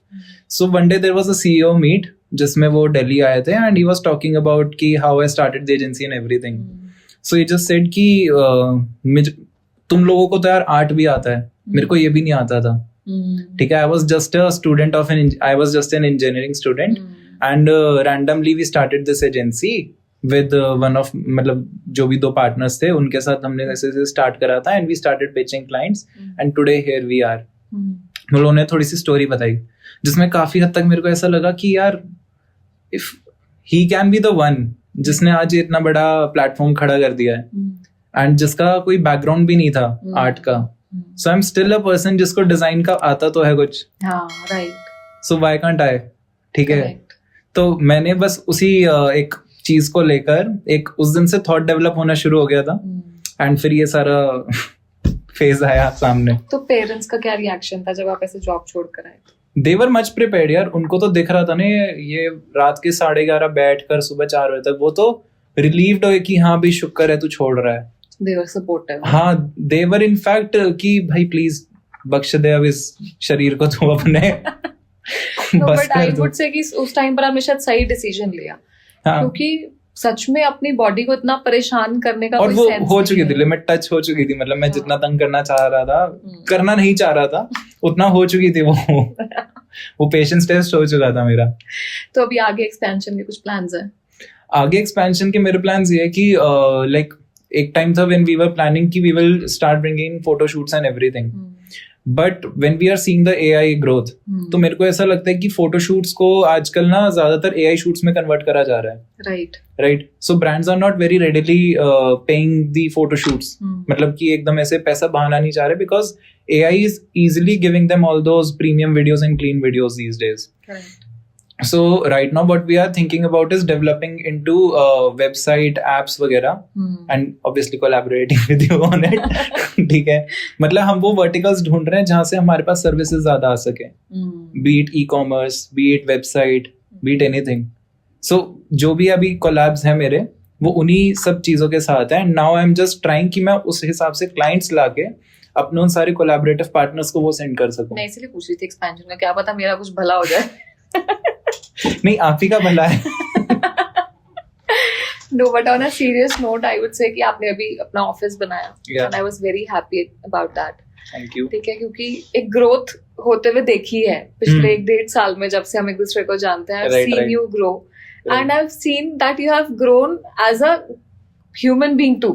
मतलब मैंने एक पर्सनालिटी में भी चेंजेस देखे, Okay. ठीक है, नेचर में भी चेंजेस नोटिस करे from last 1.5 Good or bad? Year. Good changes अच्छा. Of course. बैड होते तो मैं बात नहीं करती शायद. But I've observed some good changes in you, which I think are actually are going to be very beneficial for you. क्योंकि चीजें जो है ना बहुत फास्ट पेस पे इस वक्त बदल रही हैं. right. And the thing is, you are always updated about that. The best part. क्योंकि I'm at least aware about कि हाँ, ताकि प्रॉब्लम ना लगे मेरे को. मुझे ऐसा लगता है कि लोग ना यही सबसे बड़ी प्रॉब्लम अपने लिए क्रिएट करते हैं जब वो ना अपडेटेड नहीं Right. रहते या अपने आप को अपडेट करना ही नहीं चाहते, एक्सेप्ट नहीं कर रिजिड रहना पाते. चाहते हैं. Right. And I have seen कि ये चीज तुम्हारे अंदर नहीं है. बिकॉज पॉइंट नहीं है ना. हाँ. चेंज तो करना ही पड़ेगा एज एन एजेंसी. अगर हम Right. देख रहे हैं कुछ ग्रो कर रहा है मार्केट में, हाँ, so will have to adapt it. correct. कोई और रीजन उसका हम दे नहीं सकते. मतलब कुछ जस्टिफाइड नहीं होगा अगर मैं उसको कोई रीजन भी दूं कि क्यों नहीं कर रहा, मैं ये नहीं कर रहा, वो नहीं कर रहा. That's why. ट्रू. अच्छा, अगर कोई आपसे कनेक्ट करना चाहता है, व्हाट इफ मीडिया से कनेक्ट करना चाहता है, तो कैसे कर सकते हैं? So the best and easiest solution is you can just put a DM on our Instagram page, right? Other than that, आपको वीडियो में नीचे एक वो मिल जाएगा phone number where you can easily reach out to us. So that's the best way to reach out to us, and we specialize in designs. Design क्योंकि मैंने बताया as a designer background, the design is one thing that I hold on to the most. मतलब सबसे ज्यादा जरूरी होता है जो मैं अपनी नजरों से हमेशा निकालता हूँ. That is a design that we deliver. Right. एक डिजाइन मेरा सबसे ज्यादा बड़ा फोटे है इसमें सक्सेस डेवलप करने का. उसके बाद now as we have expanded into performance market as well, तो काफी सारे ब्रांड्स हैं जिनके लिए हम एड्स को मैनेज कर रहे हैं, लीड्स को मैनेज कर रहे हैं. We are onboarding new clients based on just performance. जैसे कभी कभार होता है कि लोगों के पास अपनी क्रिएटिव टीम है, या फिर कुछ होते हैं जो सिर्फ यूजीसी के थ्रू चल रहे होते हैं. So obviously they don't need an agency to upload their creatives and all ना. ट्रू. बिकॉज वो तो यूजीसी को पे कर रहे हैं एंड वो क्रिएटिव्स अपलोड कर रहे हैं, तो इनकी फीड पे ऑब्वियसली सब कुछ रिफ्लेक्ट कर रहे हैं. So at that point of time brands do require just a performance agency. So उनको वो भी एक काफी फीजिबल कॉस्ट में वो डिलीवर करवा के दे देते हैं. Great. Yeah. Thank you Dhruv, thank you for being Thank here. you so बड़ा much. मजा आया तुमसे बातें करके. Same here. ठीक है, और आई होप तुम्हें मजा आया, जेन्युइनली आया. एक छोटा सा बिल्कुल आया. फीडबैक दे दो that how is podcast with Ashi. So the best thing about is जो मेरे को ऐसा लगता है as a setup, it has been, मतलब जो हम प्रीमियम एकदम पॉडकास्ट देखते हैं ना, बीट रणवीर अलावादिया या फिर आज शमानी का, तो वो वाला एकदम सेटअप वाला फील मेरे को यहाँ मिल रहा है. Right. I would seriously recommend कि अगर किसी को अपना पॉडकास्ट अपने आप को फीचर कराना है, so Ashi is go to person for that. Right. Seeing the lightings, मतलब क्या होता है ना, काफी बार ना लोग शौक पाल लेते हैं but they are not developing the current setup. मतलब अप टू द मार्क उसको सेटअप नहीं करते हो. Right. But when I was just sitting over here and मैं एक एक लाइट को सेटअप होता हुआ देख रहा था. ठीक है. बिकॉज मतलब मैंने भी वो फोटोग्राफी वगैरह सब कुछ सीखा था एक टाइम पे. राइट. एंड खुद को भी यूट्यूब पे मैंने जब शोकेस करा था, सो आई नो कि एक एक लाइट का क्या मतलब होता है and how beautifully you have done it. मतलब मेरे को लग नहीं रहा था कि इतनी सारी लाइटिंग सेटअप्स हम पूरा अरेंज कर वर्क कर रहे होंगे. मतलब I had very less expectations but it was beyond my expectations that I feel. Thank you. और मैंने इनको बिल्कुल पैसे नहीं दिए बोलने के लिए. मैंने लिए तो थे. चेक कहाँ से? Thank you so much. जिनके पास ना, मतलब मैं ऐसे डिस्क्लोज नहीं करना चाहूंगा, ठीक है, कल को वो रील देख के पता लगे. मारेंगे उन लोगों में. नहीं जाने दो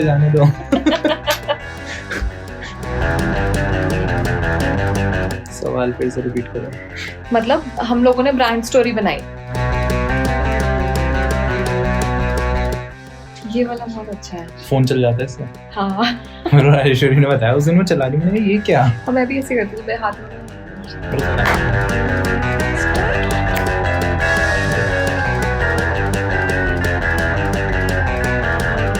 thank you for watching this podcast till the end.